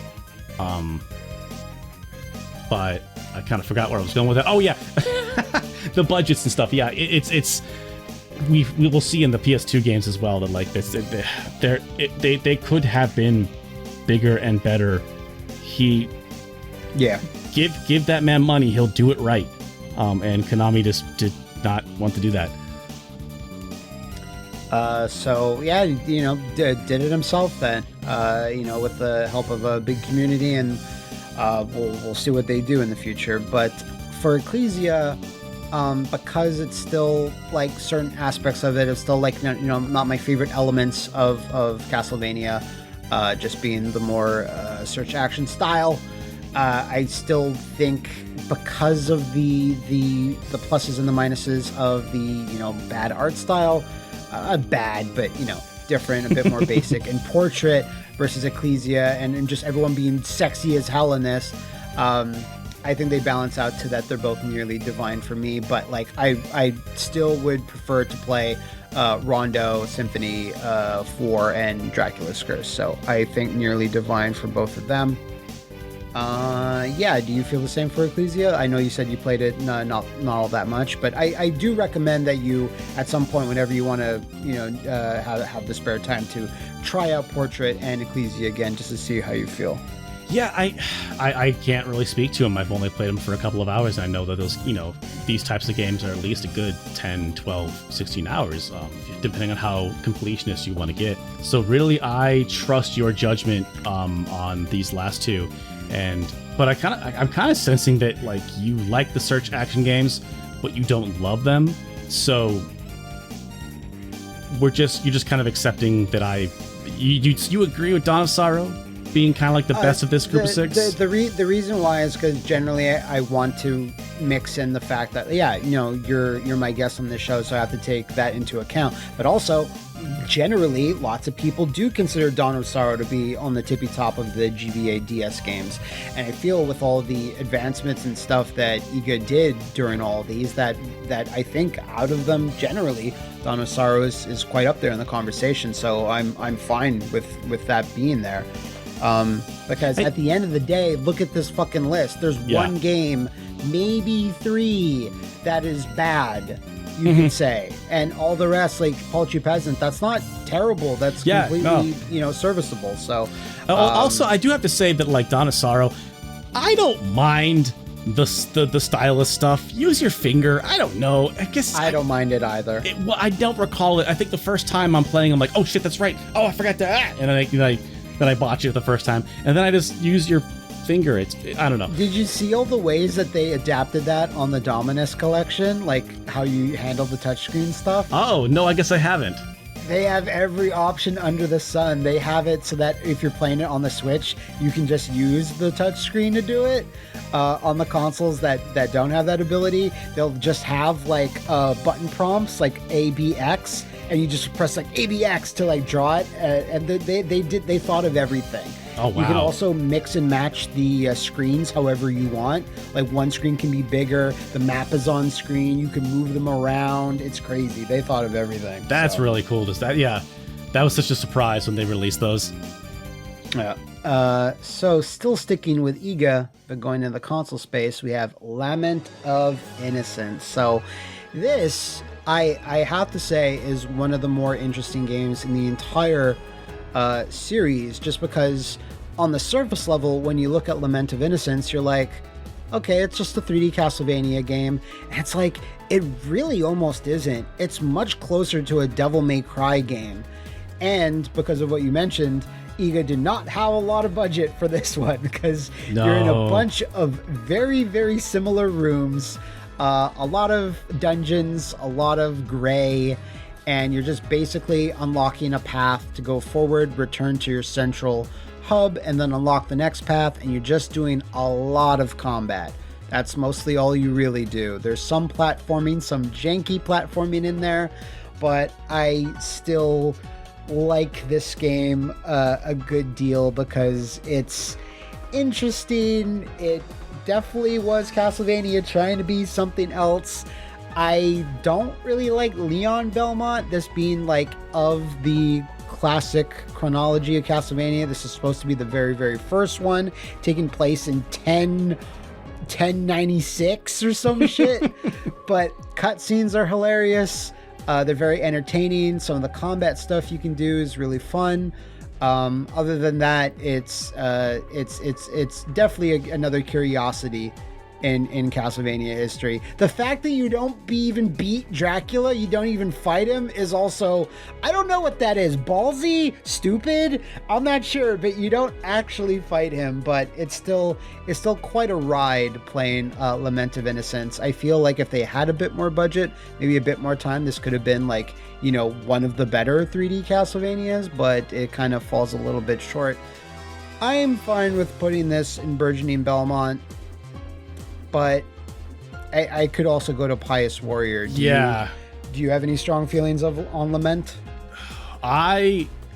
This game is actually a brilliant view of what EGA is able to do.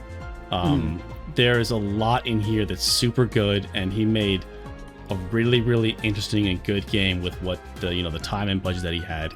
And I don't recall exactly how it ends, but there's a big twist. There's actually kind of a fun twist in the game, like when you kind of beat the four or five man, and then you go to the final level. You go to Wily's castle.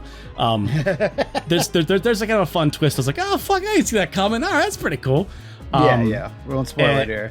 Yeah, it's but like also, it's not great. The combat is not that great. It looks pretty good, but like, man, I always joked that this game looked like it was like the dungeons were designed in like the Time Splitters map creator. Yeah. That's totally Because every single hallway is like the same width. It's the same length. It's like so copy pasted, and there's like no leveling up too. You like just get better gear, kind of Monster Hunter style, right?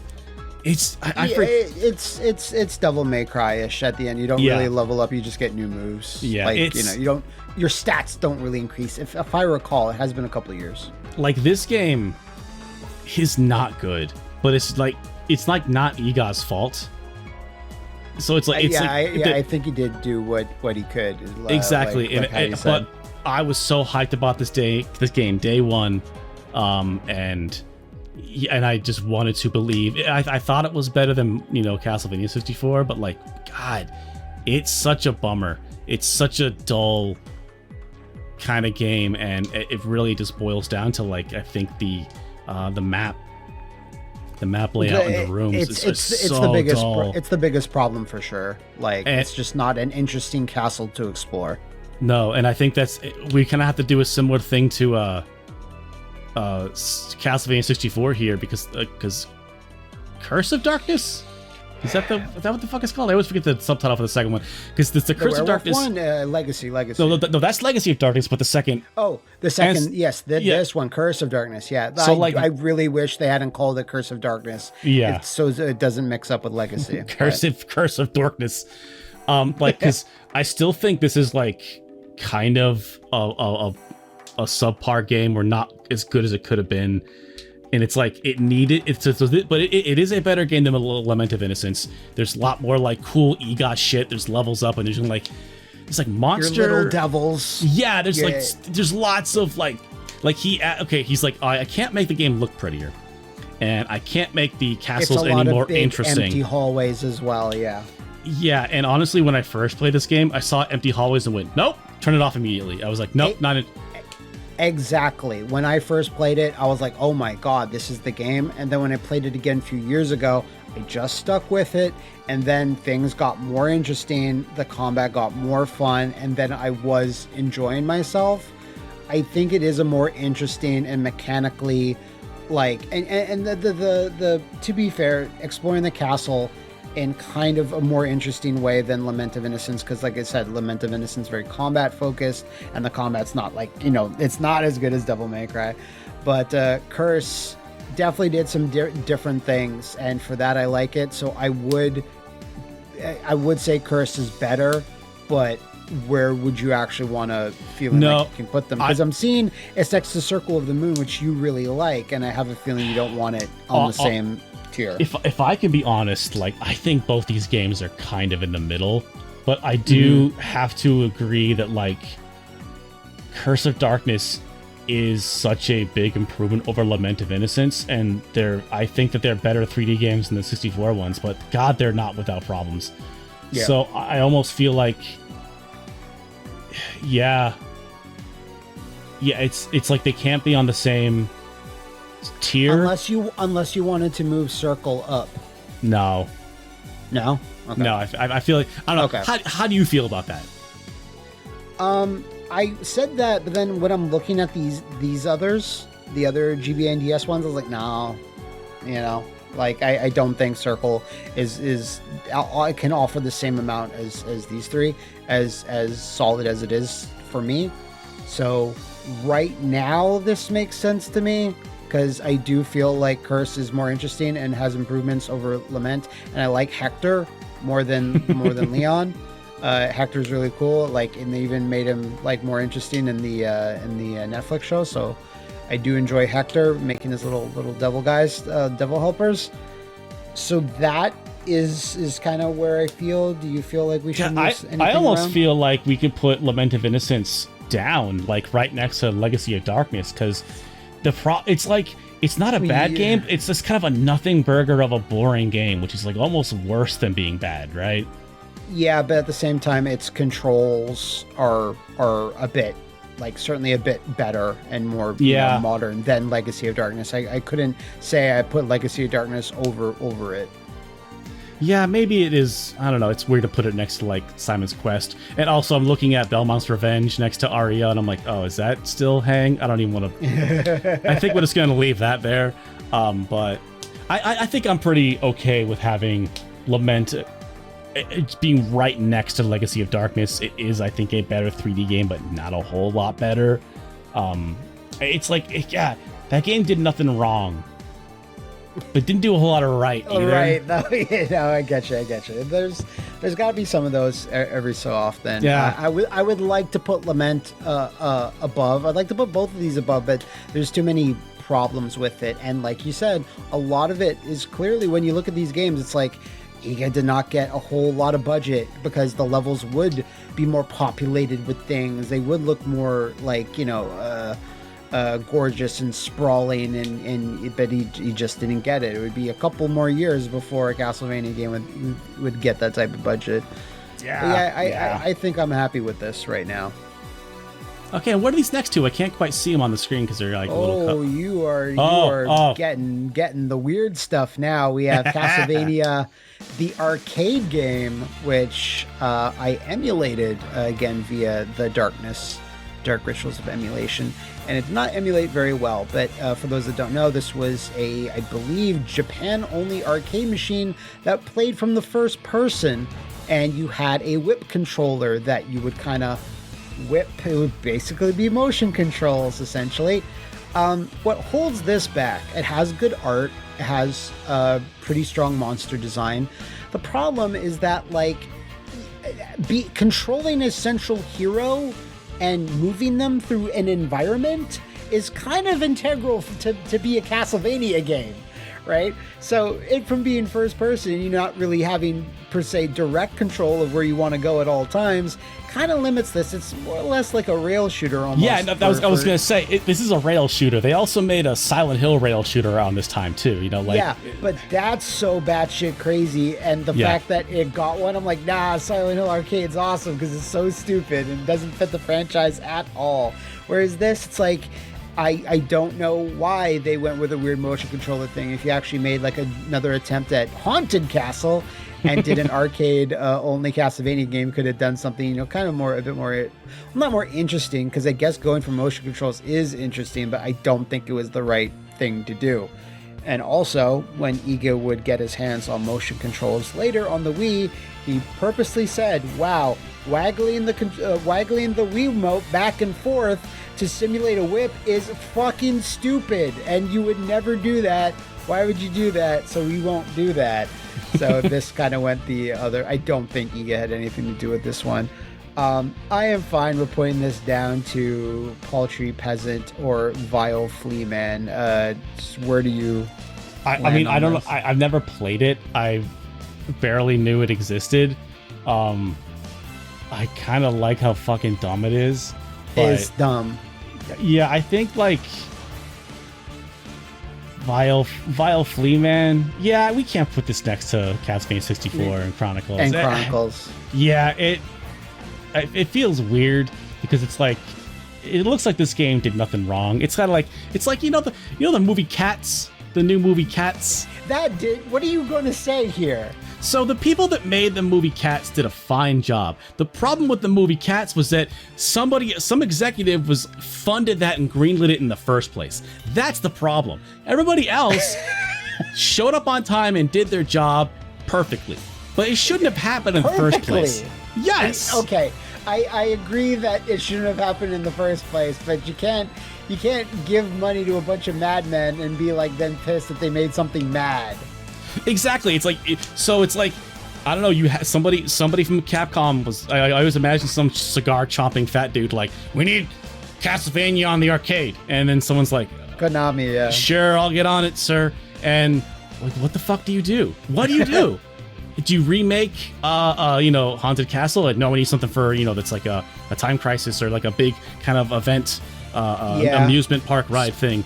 They did that. What the fuck else can you do? You can't fault the game. I understand that the whole point of like getting arcades to like continue to like still be a thing is you need crazy gimmicks.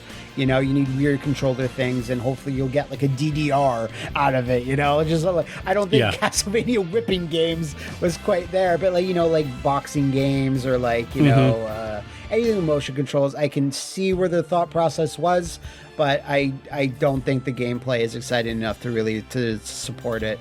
You can't put this against 64, and because an arcade game, you put it against these like content, pretty rich games. It's like, there's not enough there to really support it. Speaking of not enough there to really support things, Castlevania Order of Shadows. This is definitely the one game that neither you or I have played.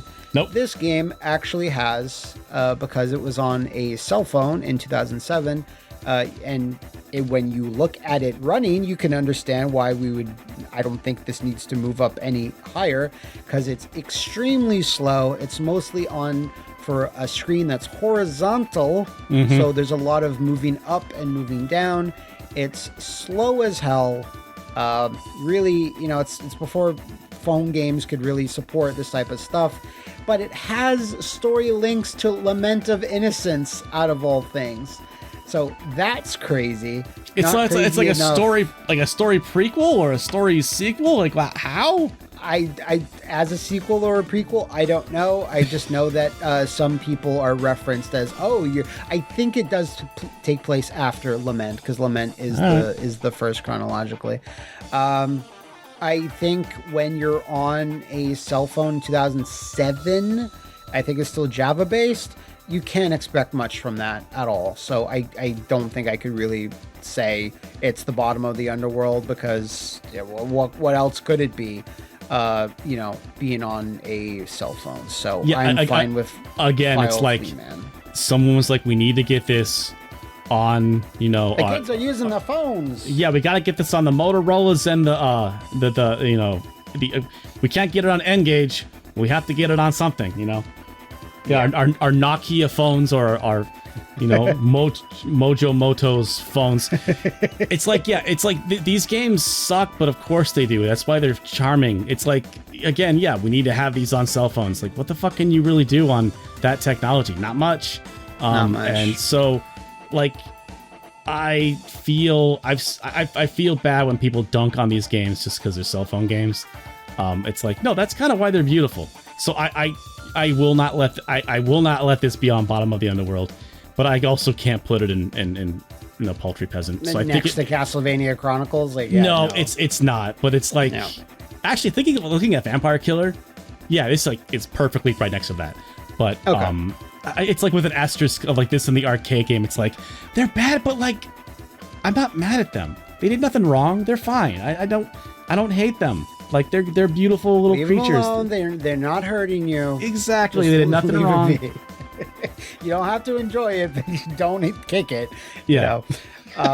So we have referenced this one quite a few times. Castlevania, the Dracula X Chronicles. So right off the bat, this has one of Kojima's best artworks, I think, ever. That Dracula looks so badass. And while I'm not the biggest fan of this Richter redesign, it's still quite strong. And then Maria's on the bottom half, I'm correct. You can't quite see it. But You can't quite see her there. In our thumbnail image. We'll probably have the main one up on the screen. So this one, for those that don't remember, this has the 3D, 2.5D, I should say, remake of Rondo, the original Rondo on it, and Symphony of the Night, and it was for the PSP only. I would love it if Konami could somehow fit this somewhere in a collection, at least the 3D remake of Rondo, even though it's nowhere near Rondo's quality just because of the weird changes that they made, and the graphics are kind of muddy, sort of dark and dreary, and not in like the good moody way. It's just kind of bland, but still plays fine. It's still a great package if you had the PSP. You had all three of those games. I think certainly that we could put it in a burgeoning Belmont because it has a lot of even the remake has most of the content from Rondo, and that has to place it above Dracula X. Yeah, I mean, it's weird because it's like the two games this has are in the S rank, the holy rank. So I kind of feel like it should be in the holiest of holy, but also I do think the remake of Rondo is kind of lame, and I'm pretty sure you have to beat the remake of Rondo to unlock the other stuff. And also, isn't this version of Symphony of the Night they re-recorded the voice work? Am I crazy? Yes. No, it started with this version, I think. What is a man? A miserable little pile of secrets. But enough talk. How about you? Ha! Mankind. A cesspit of hatred and lies. Fight for them and die for their sins. What is a dink? But a miserable little pile of secrets? Not that miserable. So, I don't know. Like, I feel like this just looking at the mathematics, doesn't this need to be at nearly divine, or does like... No, I just because it has those good games, we've already ranked those good games. Well, it depends on whether you value what this collection offers, the value there. Like, can that push it up? I mean, the only exclusive thing that's new that you're getting is this remake that's not, as good as the original. So I think that means it has to go somewhere in the middle. Yeah, I guess it's like if they re-release this, right now, just port of the PSP game and you can just play it on your PS5, or hopefully maybe even your Xbox and your Switch. Like, I feel like it'd be an instant buy. It'd be a immediate recommendation. It's sort of like all of that in there, yeah, for sure. Yeah, if this PSP game got remade and re-released, I feel like it needs to be divine just because the mathematics of like the things it has we have so high, right? Okay. Yeah, you're right, but at the same time, it's stuck on a console that most people don't play. Yeah. It's a console that's easy to emulate. It is one of the easiest consoles to emulate, like exactly right. But I guess we also have to think of, like, at the time, if you had a PSP and it was like, the mid 2000s, it's like, holy shit, this is awesome to get all those 3 good games. And right now, the only places that you can legally, if you want, get Symphony and Rondo Original is in the PS4 only Castlevania Requiem collection. I think Symphony of the Night's still available on, like, backwards compatible Xbox Live 360. Yeah, then you might be right there. Yeah, but also that's a really good package. Yeah, I think I scooped that up for a couple of bucks a couple of years ago. Me too. So I guess this did kind of get remade, huh? Yeah, I think that like, I don't know. Yeah, the PSP, a lot of weird shit came out on PSP and was stuck there. Power Stone. The only time Power Stone got ported anywhere else between when it came out and now was a collection on the PSP in 2006. What? Mm-hmm. PSP was weird. It was weird. I don't know. I think that this is a great package. I don't know. Yeah, I think it's got to be divine, right? Right? I mean, I like it. So it's just because the games that are included just throw things off a little bit. If this was just the remake of Rondo, I would put it down easily to Burgeoning Belmont, because it's better than that.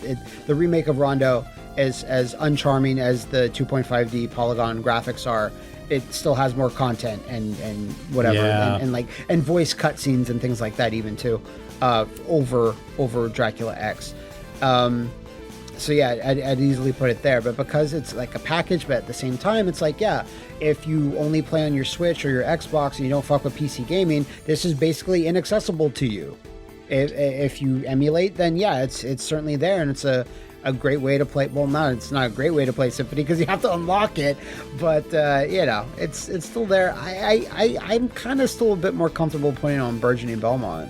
And maybe you could download a game save that unlocks everything. I don't know. That's possible. Yeah, I guess I'm fine with it, because I do feel like we should be judging the remake of this game. Yeah. I think. How about this? All right. I think we agree that we look at this PSP game and we just judge it by the remake of Rondo on it. And I think looking at it that way, yeah, it is better than the Super Nintendo Dracula X, but it is not a high. Yeah. All right, I'm good. I'm good with this. Yeah, I'm good with this right here. Alrighty, this is gonna be. I don't even know if this is gonna be tough. Derek, how many hours have you logged in playing Castlevania Judgment on the Wii? Are you a vampire hunter? I am. If you're here, you must be one as well. Uh-huh. They're huge. I think producer Grace and I made a video on this on an old show called Is It Really That Bad? That bad, yes. And I bought this. I think a friend actually gave it to me. Shout out to Tyson. I think my friend Tyson gave it to me ages ago. And when I heard that they were gonna make a fighting game out of Castlevania, I was like, that's the stupidest idea I've ever heard. What? And I never really looked into it. And then my friend Tyson gave me a copy of it, and it sat on my shelf for years until I was like, okay, let's make a video of it. We'll make content. We need content. Monetize Judgment. Man, it's fine. It's a game that nobody asked for. Nobody needs. I don't know what the tech is. I don't know what the meta is of like, if anybody is like looking into this hardcore. But from a casual perspective, I played this game for a couple hours and was kind of surprised. It was good. It was good on its own terms. I feel like it's got to be a Pious Warrior, because I didn't recall it being like terrible. Conceptually, it was kind of bad.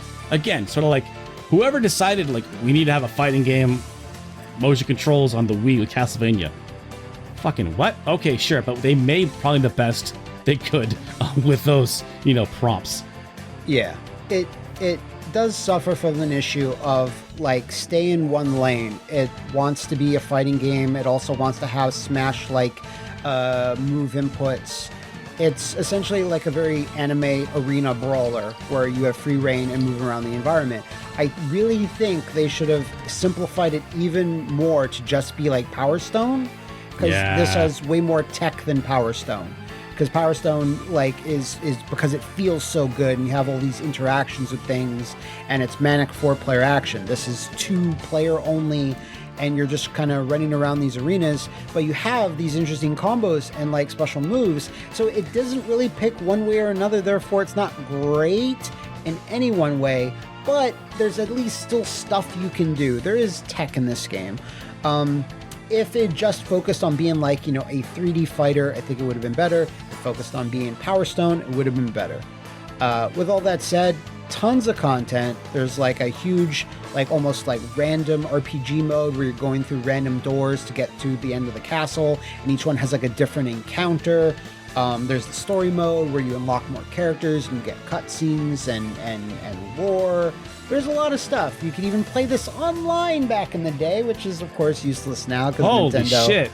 Is there a scene? Are people still? Because there's like the GoldenEye. Like the GoldenEye remake on Wii apparently used to or might still have like a very small dedicated community, and I always love hearing that like this random weird game that you didn't know even had a multiplayer mode. Oh yeah, there's still like 1,000 people spread across this globe that meet every Friday to fucking throw down. Yeah, I love hearing that.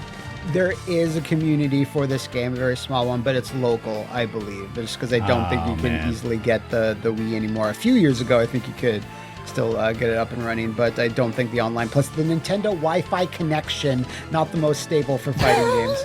I'm going cord only. If you don't have a cord, I'm ditching my Judgment fight. Yeah, you got to get the dongle for the Wi-Fi. The one thing I absolutely cannot defend this game is the horrible redesigns of all the characters. Listen, if you want to do a big redesign, that's fine. Do it. You have to make the other standard designs for all these characters we've known through the years be unlockable skins or just alternate outfits, whatever. They really wanted the Death Note artist to do Death Note all over this game. And while there's 1 or 2 characters, I'm like, yeah, that's fine. That makes sense. Many of them, I'm just like, what the fuck were you thinking? Simon, most egregious of all, with his weird little shorts.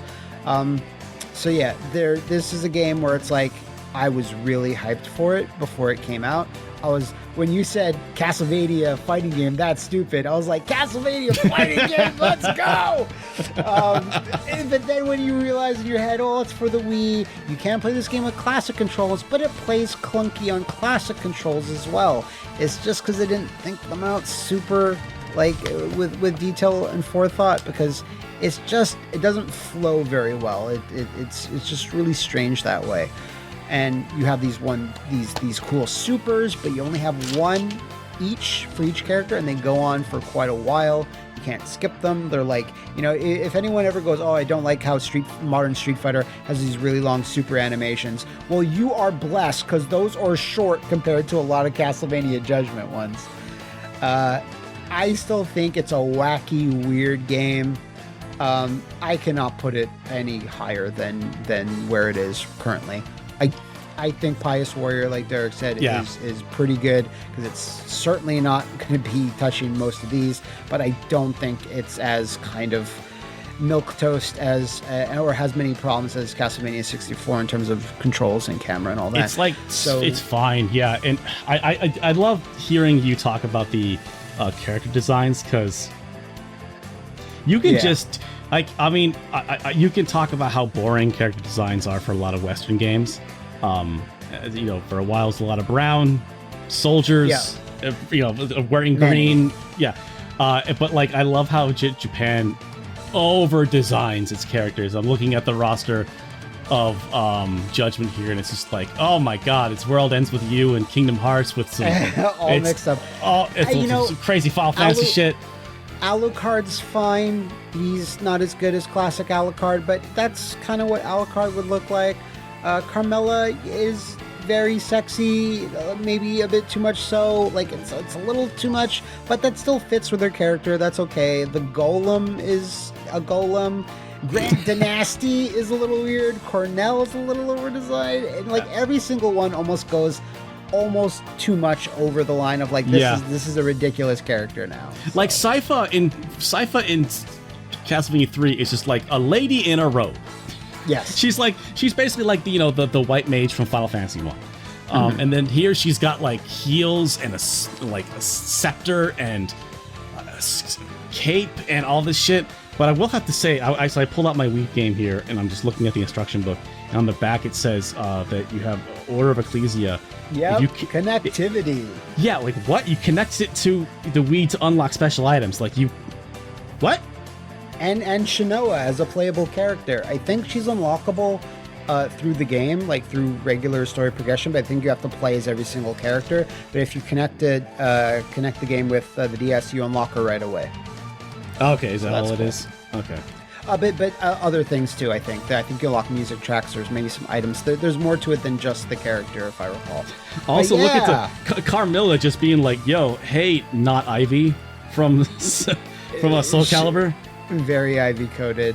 I think if they just kind of settled on their lane and made a game like in one way or the other, and not try to straddle the line. And had unlockable, like, listen, I think characters do need redesigns and refreshes every so often. They should always offer the nostalgic one because people will complain, me included.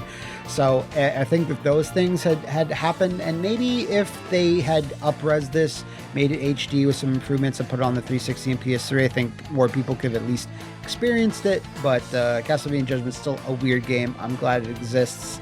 Got some problems. So I'm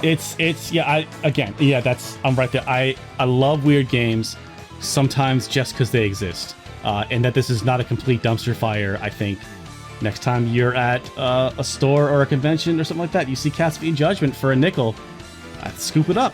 You'll get the homies together and throw down some whiskey, and I'm sure you can have a couple of hours of good times. Derek, speaking of getting homies together, Castlevania Harmony of Despair, which is the multiplayer one where it's like everyone is here. Giant maps, you can play as a bunch of playable heroes, working against co-op partners. I unfortunately only experienced this one very briefly. My friend Rocky is like a huge fan of this. He was playing with his friends, and I jumped in on a few multiplayer sessions here and there. I don't have a whole lot of experience on this one, so this can kind of be placed anywhere. What is your feelings, memories on this? My great shame is I've owned this game for ages, and it's been sitting on my Xbox. I don't think I have ever actually started it. I think it was like, I need to get this for a video maybe, and then when I'm ready to make that video, that's when I'll play it. And I have a handful of games that are like that I'm like, I'll get around to it when I want to make a video. When I make like content, gotta make content. So I unfortunately, like, I bought this game ages ago and I've never played it. I think I might have bought it because I was worried it was going to be delisted. Is it delisted? Yeah, I think it might have been, but I mean, certainly is now because 360 store. But well, then you know what? As I grabbed it and put it here, I'm looking burgeoning Belmont, looking at what's down here. I remember this being quite fun. It is, not what you'd usually expect for a Castlevania game. It's, focused on multiplayer and, 4 people like playing online. I think it was local as well. It's kind of like, imagine hitting start and looking at the map. But instead of like the map of just like, okay, here's, squares of like blue. No, you're playing, the map screen is detailed and has all the stuff. And you're playing on that. Like you're playing on like an ant farm. And it's sort of like what if like Kirby in the Amazing Mirror pulled back so you could see everybody, right? That kind of a thing. And it seems neat. It's sort of like a non-canonical, like, we just throw everything in there. Yeah, it is. Everything, no, who cares, no story, so go have fun, go nuts. My great shame. It's also basically, using Symphony of the Night as a jumping off point. Along with a couple of heroes from the later DS and GBA games, which is cool. Like when this was first announced, I was kind of like, I kind of just want like a new Castlevania game but I was still like, no, but well, this is cool. And it was like the perfect thing for the 360 arcade and the PS3 store. It's like a digital download thing. I think this was on the PS3 store as well, or was it 360 only? Oh, I'm looking on 360. It is still available here on 360 for okay, cool. $15 with a ton of DLC. Wow. Music pack $2, extra stage $3, beauty desire. Oh, back in the map. day. Oh man, so there's like, yeah, it's like a $15 game with like $100 of DLC here. My God. Oh, Konami. Wow. Looking at it again, do you feel like this makes sense for it to be? No, at Burgeoning Belmont. I feel like that. I think because it's in a similar vein of Judgment. I don't know if it's like maybe like a fucking fire game. Maybe it's like this is a weird multiplayer game and it's not total garbage. It's actually kind of interesting and weird. I feel like it's right there philosophically. It's spiritually, it sits with Castlevania Judgment, but also we're not the right people to. Yeah, but I feel like it has to be in the. We got to put it in the middle because we don't really know. But from what I did play, because it did play a few multiplayer sessions, but not more than an hour here, hour there. It still controls like a Castlevania game, and I have to believe that places it above Judgment and like Legends or something. Well, Matt, if you need more content for the Halloween season, get like me and Liam together, and we'll fucking make it happen. I'll see if I have it. I should. I remember having it somewhere on my 360. I have two 360s, so hopefully it's on one and not the other. And I'm looking at Xbox.com right now, and I just click the buy button, and it wants me to sign in. So that's probably a good sign. Good sign. Yeah. Okay. Hey, Derek, we are moving on to the most loved arc of all Castlevania. The one that every fan agrees, man, they nailed it here. All this other garbage, Dracula's Curse, Rondo, nothing compares to the might of the Lords of Shadow. Ron, go out of here. Yeah. There was a time, I don't know if it's still true, but there was a time when Castlevania Lords of Shadow was the best-selling Castlevania game of all time. I think it still is. It might, yeah, because not much has happened since. And I'll be honest, I've not played these games at all. They look fine. I think I watched Grace play them for a bit, and it was weird hearing Patrick Stewart yell things over and over again. Oh, Gabriel. And your quest is cursed. They looked fine, but I've not been compelled to ever play them. Matt, this is all you. Ooh. This is all you. I'm excited to tell you about this. Because Lords of Shadow, I have a very much love-hate relationship. Lords of Shadow series has some of the best art in terms of backgrounds and character designs. Like, there's some really cool stuff there. I'm not saying it's better than like any of the previous games, like Kojima's stuff or whatever. But speaking of which, Hideo Kojima helped out this game very, very briefly. I think all he did was give some feedback on the main character's design. That's pretty much it. I think did some consulting work on how the cutscenes were framed, etc., etc. When this game released on the 360 and PS3, it was very ambitious graphically, visually. It was pushing a lot of shit. It was pushing so much shit that they had to move it down to a locked 24 frames per second. Ooh. Not 30, 24. And they said, oh, this is because it's more cinematic. They kept saying cinematic, trying to put a good spin on it. You play this on the 360 and PS3 nowadays, it's rough compared to a lot of the games we've been playing for like a decade or so now, that where 60 is almost the standard. If you, however, play this on Steam, which is still available, it has high resolutions and runs at a locked 60. So that is the way to play it if you're going to play it. With that said, it is no surprise that this game is essentially just God of War. Now, is that inherently a bad thing? Not really, but lots of people still did not like the fact that it took more from God of War than Castlevania. You are still whipping monsters and such, but the combat is like light hits that are it's direct hits that are for against like one enemy that do more damage, or more screen clearing attacks with Gabriel's whip that take away that are good for mobs. And yeah, it has your rage mode that you can do where you do more damage. You have 2 magic meters. What was it? You have magic meters for light magic and magic meters for like dark magic and all this stuff. And it took, a bunch of influence from Shadow of the Colossus as well, because there's several big boss fights that play out exactly like Shadow of the Colossus. So for all those reasons, people were like, yeah, I don't know about this. This isn't what I really liked about Castlevania. But because it looked like God of War, it sold like multi-million copies. I don't know how much, something like maybe 2-3 million, that type of thing.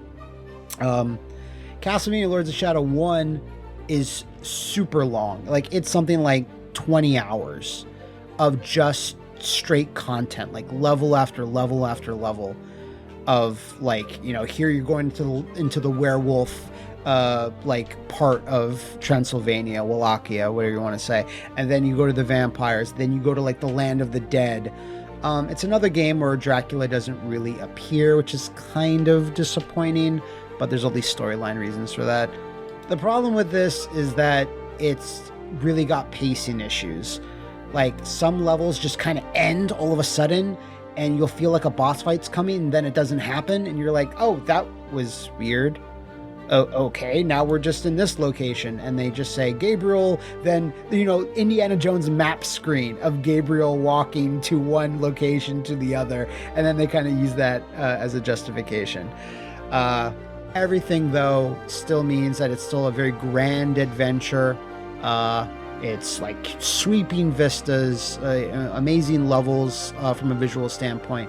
But it's still very linear as you explore them. There's not much in the way of searching for the action. It's very much supposed to be like kind of a classic vintage Vania type vibe. You can go back to levels and find like little nooks and crannies here and there, but it's really basic stuff. It looks like the game came out in October 2010, and then November 2010, Konami said it shipped 1 million copies. Okay. And then by the time that they were talking about the sequel, that's when they were just saying, "Oh, it's the best-selling Castlevania game." But okay, so they never. Near as I can tell very quickly here on Wikipedia, there's been no sales stuff, but I didn't do a whole lot of digging that quickly. But that's what I'm able to find is they claim it's the best-selling, and they shipped 1 million really quickly. That doesn't say that they sold 1 million, but that's still not nothing. I have to imagine, like, since its release, it must have sold, like, at least well over 1 million, if not more. But yeah, there's bits that I don't like. Some levels go on too long, and it does get long in the tooth in general. Like, you're like, all right, let's wrap things up, because that last level was like super, super tough. But there's a lot to like. There's a lot to like not like as much, because it loses a little bit of Castlevania identity here and there, because its influences are very, very apparent, kind of like how Lament was very Devil May Cry. And after a while, it's like Castlevania kind of didn't know what to do with itself. It was spinning itself off into so many weird things. I enjoyed this a lot more playing it on the PC version with rock solid technical stuff. So if you're into the God of War games or action games like that in general, don't care all that much about like Castlevania, like elements, like pillars, like I still think it's worth playing. Where this actually goes, it's tough because it is so disconnected. It's a rebooted universe. Like, music is just grand sweeping orchestra or orchestral things. It's very high quality, but it doesn't have that Castlevania energy to it. It's, again, more God of War. Burgeoning Belmont is weird. It's not nearly divine. Yeah, because also, like, I kind of always got the impression that the 3DS middle game was, like, neat, but, like, not great, and that Lords of Shadows 2 was, like, not it. And so we have to make sure, I suppose we have to make those two below the first Lords of Shadow. I definitely have been thinking about that. Actually, looking at this now, putting this next to Castlevania Judgment and Legacy of Darkness is kind of crazy. The combat of Lords of Shadow is way better than Lament of Innocence to me, personally. Yeah. So yeah, let's put this here right now. Because yeah, let's just like jump straight into it. Mirror of Fate was 3DS only for a little bit, then it got upgraded to the HD consoles, and this is their attempt to make a search action game, and they don't really nail it. It's a very basic stripped down version of that, but there's still a lot of game here. You control several characters. You control Trevor, you control Gabriel, and you control another character. I won't really go into it. Spoilers for this like 10-year-old game. Yeah. But I still think there was an admirable attempt. It's a 2.5D game, but it still uses the same control system and like combat of Lords of Shadow, which doesn't quite. It's kind of like wonky a little bit. It's just like, okay. That being said, there's still really cool bosses. There's unique ones. There's some bosses that are not so great that are recurring. It's since this was made by Mercury Steam, they would go on to do much better work. And I don't know, Metroid fucking Dread, or Samus Returns on the 3DS. But so this is important in that like this is their stepping stone to like actually getting much closer to nailing that type of really dense, satisfying level design. I'm glad this thing exists. The last time I played this was maybe like 2 years ago. I was having fun. I could have played more. I just made a video for my channel, just me playing it in October. And as I was going through it, it's not the best first impression. It's like, this is kind of like a little weird or a little slow. I'm not sure. And as I went through it more and more and playing as more characters. Oh yeah, Simon's the other one. Not a spoiler, but Simon's the other character that you play. So you play as the rebooted Simon, who's kind of a dick. I'm going to be honest. I enjoyed this one, Derek. Honestly, if you're gonna play any of these, I think this one would be more of your like tastes. Yeah. Because this is just God of War, and Castlevania 2 is just batshit fucking insane and way too much, and like it's a lot. You mean Lords of Shadow 2? Sorry, what did I say? Yeah, you said Castlevania 2, but yeah. Yeah, Lords of Shadow 2. So I don't know whether this where this actually goes. Do you have a feeling of what I just described? I know you didn't play it much or much at all, but where do you think that you would possibly put this, even though you don't have a ton of experience with it? I feel it'd be really weird to put this ahead of Harmony of Dissonance. Okay. Because I think the reason why that's Impious Warrior is because we compared it to the other 5 GBA DS games, and I stand that it's like probably the worst one, which says a lot about that set already. That's a good set. It feels so you're saying like Castlevania Lords of Shadow 2 is probably Paltry Peasant, or is it Vile Fleaman because it's just kind of so batshit? Okay, or is it like right, let's just get this on the board.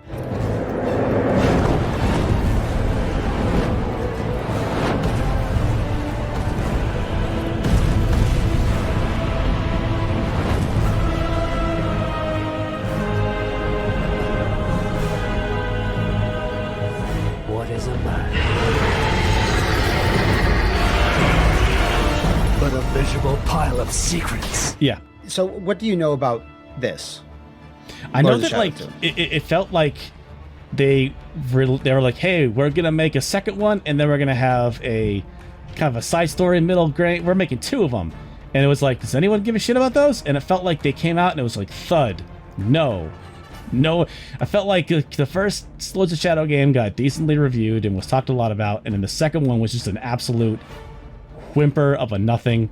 And so I kind of get the sense that like that not to put it all on this game as the thing that finally this is the game was so bad it killed Castlevania. Castlevania was definitely on its way out. This was like its death knell, the death rattle of the series. It was just like I think it was more like it did not sell as well as the first Lords of Shadow, right? But it was more expensive and bigger. and longer. And that was like Konami going, and this is 2014 now, so this is Konami like also going like fuck Kojima now as well. He's spending too much money, so let's stop spending money and like going on pachinko hard or whatever. So I think that's a big factor. But just to throw some things out there, it's like Castlevania Lords of Shadow is a pretty overt God of War clone. Like it does that, and it does that kind of only. There's a few neat things where you can like ride and control monsters here and there, but that's kind of it. It's focused. Lords of Shadow 2 is a stealth game. It is an action game. It's a stealth game. It's an action game. It takes place in 2 different time periods. You can control multiple characters. You can turn into a bat. You can turn into a rat. There's search action stuff. You control a gigantic castle that you can explore and everything. There's a ton of collectibles. It has a DLC campaign where you play as Alucard. Trevor is in there somewhere. There's flashbacks to the past. There's flashbacks to the front. It is an insane game. It is absolutely unhinged in the amount of shit that it does. That actually sounds, you're actually selling me on this. Oh, that's awesome. Because I do admire it for how batshit it is over the first one. Like the first one is like, this is what I am. And this one has no idea what it wants to be, which is like crazy. And the fact that they were able, the start of this game, the very first level is like awesome. You're like, oh shit. And then after that introduction, you're like, what? And then the game's like, no, you're a stealth game now. You're incredibly weak. And you have to do this really weird shit in the future. You're like, what? What's going on? And then it just gets more and more complicated. It starts throwing more and more characters at you. There's a whole other Belmont named Victor Belmont that just shows up, and he's like, hi, I'm Victor. Yeah. It is crazy. Again, if you're ever going to play these, this is on Steam as well. It runs even better. It still holds up very, very well visually. Okay. It is, but it's a long one. When you were talking about like, Portrait having tons of content, or the Upside Down Castle and Symphony being like, this game is like, oh no, you're just gonna do more and more shit. Though there's a whole other section you didn't even know about, blah blah blah, and like you're like 15 hours in already. So if you're not liking the game up to that point. Is it any good though? Like it's like, oh, the food was terrible. Yeah, and it's such small quantity. Like, is the game? Like, there's a lot to eat. Is any of it good? The actual combat gameplay and stuff is good. It's fun. You can do a lot of stuff. You're attacking. That's great. You start getting new powers. Cool. When you're forced to do mandatory stealth segments that are like 15% of the game, that's not a lot, but they're the most annoying stealth sequences you've ever done, and you have to do them. So that takes things down a notch. The futuristic setting is not like, that's not kind of what I want from a Castlevania game at all. It's ballsy, I'll give you that. It's very ballsy. You got the balls, but balls will get you far. It's important to have balls. It is very important. The moment-to-moment combat is great, but the stealth sequences and the pacing kind of bring it down. I've never finished it. I've given it multiple tries. About 2-3 years ago, I really tried. I was getting far, and I got to this one stealth sequence I just couldn't do, and I just kind of gave up. Instead, I played the DLC Alucard campaign, which was a lot better, because it was like 2 hours long. like shoehorn stealth sequences, like, man, like that's like a late 90s thing. That was like, if I'm playing Ocarina of Time, it's like, oh man, that water dungeon sucked. Thank God that's over. And then you go to the desert and you do a stealth sequence, and it's like, God, the two worst parts of this game are next to each other. And no stealth sequences in the first Lords of Shadow game. There are puzzles there too that you have to kind of do these. Stop playing the game for a bit and do this puzzle. But there are no stealth sequences. And in this one, they're like, oh, your character's really weak. He just sucks. And this character that's trying to chase you, find you, whatever, they're much more powerful. They can kill you in one shot. So you have to stealth it. And it's rough. Vampire rain shit. this is, if you look up reviews for this game, like, you know, a healthy percentage is like, fuck these stealth sequences. Like, you know, when they have the boxes, pluses and minuses, stealth sequences are always in the minus. But like, the game is still crazy weird with all the stuff that it does. I've never seen the end of it. I'd like to one day before I die, just to see like what were they planning to do. Does it even sequel bait? I'm not sure. I don't think I'll ever know, and I haven't looked it up on YouTube yet. I just like, I could, but I don't. But it is a crazy sequel. They went out with a bang on this. Well, not a bang, but you know, it's. I guess I'll keep my eye out for it. I bet if I find it for, like, you know, 360 or PS3 for a nickel out there somewhere, I might scoop it up. It does run a better frame rate on the 360 and PS3 than the first Lords of Shadow did, I think, at the very least. By the way, in Lords of Shadow 1, you cannot control the camera. It's fixed camera angles. It's like, again, like God of War, the camera's kind of hovering above you. Whereas like in Lords of Shadow 2, it's like fully, like, you can spin the camera around whatever direction. So there's that bit of extra freedom. Man, sometimes it's nice when they take the camera control away from you. And just like, it's one less thing to worry about, and like, oh, they keep the camera in a good spot. Like the first God of War on PlayStation 2, I recall being like, man, this camera is fucking great. I wish I could control it sometimes, but I don't need to. I recall that being a pretty solid camera situation. I think Paltry Peasant, the stealth sequences, and a lot of the stuff, even though like I know a lot of the stuff I said was also made it seem really interesting, there's also just long stretches of like, okay, it's just like, I want to just get through this, and like this, you know. It's a wild game, but I don't think I could put it above, like. It's hard to like, are we really saying like Simon's Quest is better than this game? I mean, it's so much more ambitious and tons more work went into it. Like, maybe work that shouldn't have been done.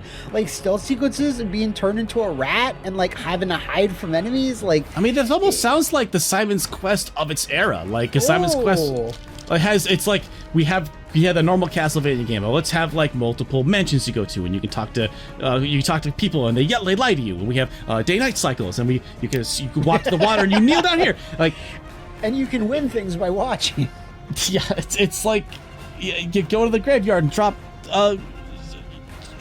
garlic here, and the guy will give you a better knife. This one flashes blue. That's what happens in Simon's Quest. Yeah, this sounds like this needs to be in that era of like way too ambitious, too much shit. But also like, how do you compare a mid-2000s PS3 game to an early 90s or a late 80s NES game? But I think that's... So don't think about it, folks. It's fine. I moved Mirror of Fate to be alongside Lords of Shadow because I can't put Lords of Shadow and everything against these great EVERY games. They're just too classic, and they're, you know, a lot of love poured into them. Obviously, you know, the Mercury Steam did try to make these as good as they could, but I can't put Lords of Shadow 2. I know I haven't finished it, but I can't put it above or at the same level as these three because they're not equal. This has too many glaring issues that make it rough. I don't know, sometimes if you haven't finished a game, like, that is part of the review. It's like I just bounced off of it. I couldn't finish it. It was too long. It's like the pacing was... And like, I tried to give it a go, you know, like I played more than I had ever had. At least you turned into a grandpa for a second there. I tried to give it a go. I couldn't do it. Yeah, come on, Rocky. Get up, Rocky. Maybe my theoretical son will do it. Yeah. I can't put it down here though, because like Castlevania Chronicles is just kind of like, you know, meh. It's just kind of, you know, there. And 64 has its control issues and camera issues that hold it back. So, yeah, I think that's as best as I can do. I know, like, anytime we do it or I do a tier list, like, obviously people are gonna have their opinions, and it's like I don't think I can move these around anymore. I think they're locked the fuck in here. But you kind of look at this list and you see that like most Castlevania games are at least like good. They're not all great. There are a handful of great Castlevania games, but most of them are like good. They're fine. Like, I would say it's like play anything above Vile Flea Man. Like, these are still, like, you can play these. This obviously has issues, but there's still, like, some cool shit in there. And this is fine. And then everything else is like, give these a go at some point. Yeah. Obviously the tops, but yeah. I think also this kind of makes sense because, like, there's not a whole lot of, like, true stinkers, but there's the true ones at the top, and then everything else is, like, in the middle, but still in the middle, cheating, leaning up, like, leaning to the top. It's still the average is above, you know, the median here. When you're usually that doesn't make any sense. It does. When you're usually ranking things of, like, you know, really historic franchises have been around for like 30 years plus, like this has, like, you know, Mortal Kombat, Street Fighter, Mario, etc., etc. Like, I find more often than not it winds up like this. It's like, you know, it kind of is a bit, you know, not light on the top, but it's more top heavy. And then as you go down, there can't be, you know, the worst of the worst down here. This will never be, you know, if your franchise has tons down here, how are you a franchise? Yeah. You know? Yeah. No, that's a good point. Yeah. Yeah. So yeah, we can't spend all our time on the Lords of Shadow series. So what is your view on Castlevania: The Adventure, The Rebirthening on WiiWare? This is, I think it's near divine, because it not only is it a remake of the adventure, but, like, almost in name only. It really kind of abandons it. It also has, like, that really sharp arcade kind of music that was in, like, Chronicles and stuff like that, which is, it reminds me, I don't know why, it reminds me so much of Sunset Riders. Sunset Riders has, like, the Konami, like, feel, look. The audio where, like, it's like there's a sharp, like, lightning, like this in the synth noise. It's just like it's like such a weird, cool vibe, and so that, like, it kind of feels like an arcade game that it has that vibe, but also it's like, man, it's the last, like, vintage Vania game that was ever made, even though it's a remake. And it's sadly not been re-released, even though there are two other Rebirth games that M2 made. I don't know, the M2 collection. I don't know why they haven't done it yet.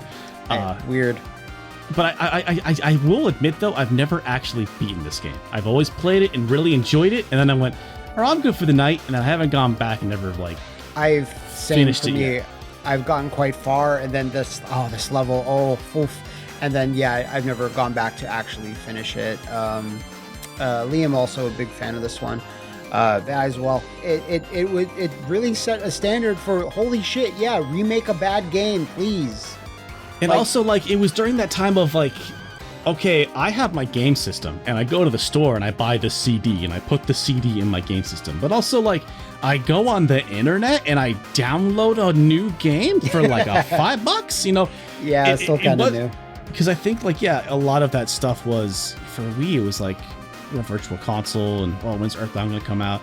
But then it's like, no, but here's, like, this new, you know, this really weird Excitebike game, a Dr. Mario game. I'm like, oh, they remade fucking Castlevania. Like, what? You know, it's also, I think it was one of those, like, kind of high benchmarks of, like, yeah, digital games, though they're difficult to preserve. But still, like, the idea of, like, smaller games that made by smaller teams for a couple of bucks, you know, like, that's it. If we're gonna remake some of these old classic games, like, man, if you're gonna remake Splatterhouse again, maybe don't do a big 3D action game, even though I loved that game, but I think remake Splatterhouse would make a cool 2D game, in the style of a Castlevania Adventure Rebirth. Absolutely, I'd love that. Yeah, and so this is, like, it's low stakes, it's also cheap. So you get your, you know, not everybody has $70 to put out on a new game. So it was that for the time it came out was kind of cool. I don't know if it was, like, the first one. I feel like probably Braid was the first, like, digital game that I was like, fucking, I just downloaded this awesome game on my Xbox. Like an all original, not like an old port or something like that. Yeah, that got, like, a lot of headlines. So I think that's I don't know, it's kind of weird to be like, yeah, I haven't actually finished it, but the half, 2/3, 3/4 of it that I played. It's fucking great. After so long, it felt really good to experience a game like this, because like the last one that was a vintage Vania would have been what, like I think Legends. Yeah, Legends or like maybe. I think Legends was actually a Super Game Boy game. It was like right before Game Boy Color. It was like 97. I think it technically came out like after Symphony of the Night. Yeah, I think you might be right, because Dracula X was like 95. So yeah, that was still Super Nintendo. Yeah, it was like I heard Legends was like, oh, the Game Boy's still around, huh? They're still doing Game Boy shit, huh? and then Pokemon dropped like 5 minutes later. I was like, oh, never mind. But I guess the real question I think you have to answer for me, for Matt, because I have not played this new Dolmus collection, and actually until I saw your video on this, I didn't even really realize this existed and that it was a big fucking deal. But like this Haunted Castle Revisited, how does this stack with Adventure Rebirth? Because it's the same team and also like the same development company. I don't know, or the same dev team. I don't know if it's the same people, but it is the same kind of concept of let's take a really bad Castlevania game and give it the same kind of style from the ground up. What says you? So, listen, at the end of the day, this is a remake of what is, a Castlevania game, right? Whereas this is a remake of Haunted Castle, the arcade game, which already had a shitload of problems. You can tell down here by Get Spooked is still... Wait, Tom, it's no problems! It's the best cover art! Bottom of the underworld, so how good could your remake possibly be? Listen, Simon's walk speed and the way he controls is still a little tanky, it's still a little slow. It's still way better than this. And there's whole new mechanics here. Your whip powers up into like a super whip for like 10 seconds. There's like a bar that's super cool. It does a lot of new set pieces. It reimagines things in a very different way, but it still feels somewhat comparable to like the speed and the arcade-like nature of Haunted Castle. Whereas the Adventure Rebirth does feel a bit more Castlevania-y. So I think, even though I really enjoyed playing this, it's really comparable in a lot of ways. Like graphically, it's a bit better. Soundtrack, absolute banger. Derek, please listen to this game's soundtrack, because it was brand new arrangements. Very, very talented composer worked on that. So I do think I would put this a bit lower than Adventure Rebirth. I'm not Pious is too low for either of them, so I think right now this makes the most sense. I would put it nearly Divine for the Adventure Rebirth, and I keep Haunted Castle Revisited down below. But I would like to play it a bit more, like do a second run and such to see how I feel. There's not a lot of reasons to replay it, and I do think, because you weren't even aware, and I know other people weren't aware, that this was a huge selling point, because it was kind of buried in the announcement trailer of this game. They gave it like 3 seconds of footage where it just kind of blips on the screen, like blink and you'll miss it type thing. They gave more time to actual Haunted Castle. like it got like 10 seconds. This had like 3 or something. Oh yeah, like wait. That. Did the opening show like the old intro to Haunted Castle, then it cross dissolved to the new one? Yes, yeah. Or is that what your video did? Dude, the new one was so funny. The way like the Simon's girlfriend or like wife or whatever, she just falls over for no reason, just like blah. What? Why? And that doesn't even happen in the original. So this is really fun, but it's very much an arcade experience. You can finish it very, very quickly. Normal mode is pretty easy. I got to Dracula in my first run, right, of playing it for the first time, which is pretty crazy. Wow. Couldn't defeat him in my first run, but it does have a weird saving system where you have to like fully complete a level for it to actually save. So if you just can't get past like a certain level, like halfway through, you're going to be restarting it. But that's kind of retro, kind of old school style difficulty. I think that's pretty cool.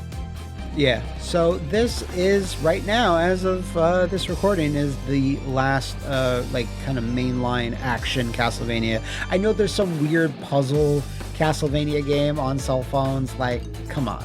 You know, I don't think we need to. There's a couple of like K-Tide flip phone games. Like there's a remake of Castlevania 1 that was only on cell phones. Oh shit, a remake of Castlevania 1. How novel. Well, also also a fun thing is Castlevania 1 was a Famicom disc game that had like saves and stuff like that. Well, they re-released the Castlevania for the Famicom as a cartridge. Set like in like 92, like so long after the fact. And that version has an easy mode. Oh, I didn't. I was aware that this was released. I didn't know where it was at an easy mode. Yeah, like, and that's, you know, like that. If ever there's the game that like I would like to, let's give it a shot. Just try the easy mode. That's the one. I think it's like stuff like when you get hit, you don't get knocked back. You just freeze for a second. Gotcha. And you might be able to change your jumps a little bit more, but I don't know, it's still a tough game. But the fact that they made an easy mode and only put it in Japan is ridiculous. But you know what? We didn't even add that to the list because that's splitting hairs at that point a little bit. This is a pretty solid list, and I think that the Burgeoning Belmont and the Pious Warrior, I feel like those two you could mix up a little differently. Yeah, but I feel pretty good about that. I don't know, like Legends. I honestly, I'm staring at this going like, well, how do you really, like, what? Yeah, what are we really saying? Like, Simon's Quest is really better than like Lament of Innocence. Are we like, what are we doing? I don't know. Yeah. I think we'd be here all day if we exactly. tried to, but I feel like that the bulk of these games are in that middle and upper. Says a lot about Castlevania. I would like to think again that our top, the S ranks, that at least like that the four, most would agree that those are the top four. But you know, I will be excited to look at the comments and see what people say. But I think we did it, man. What do you think? I think my whipping arm is now fully tuned. We've done so much whipping and ranking of these. So yeah, I'm pretty happy with this too. We didn't need to use the power of veto, so that's great. That shows all on the same page here. You know, there was a moment where in the middle of this podcast, I was thinking like, oh shit, Matt and I get along too well. We agree. It's like I don't know if people are expecting like conflict and strife, and it was just like, hey Matt, my friend, what do you think? Oh, I agree, Derek. It's just like this whole podcast was us just like, oh, we're friends. That's the power of the Belmonts. They can just unite people in the righteous journey of defeating evil. Like the bottom of the underworld where Let's Get Spooked will eternally reside. Derek, where can the people at home or in their castles find you on the internet? They can find me at Stop Skeletons and Fighting on YouTube. I'm also on Blue Sky and Twitter, a Tumblr occasionally, usually just Stop Skeletons on those types of things because Stop Skeletons and Fighting is a little too long. I'm also on Patreon. Go ahead and support us on Patreon. We do a monthly show called Uncle Derek Underground, voted on by the our supporters, and that's always a lot of fun. And if you are in the Pacific Northwest, I'm going to be at Portland Retro at the end of September. I'm not sure when this is going up. This is going up in October. All right, well, you should have been there because we were playing Baseball 2000, but you'll hopefully be able to have watched the Baseball 2016 player multiplayer video by now. That should be up on my channel by now. If not, then it'll almost be done, but it's a goddamn beast of a video I've been working on for a couple of years. Excited to get it out. All right, cool. Thank you so much for going on this dark journey of the night, and I hope you all at home enjoyed it. Probably going to be doing another tier list or two this month as well, so be on the lookout for that. Until then, my creatures of the night, we shall see you next time. What a terrible night to end a video.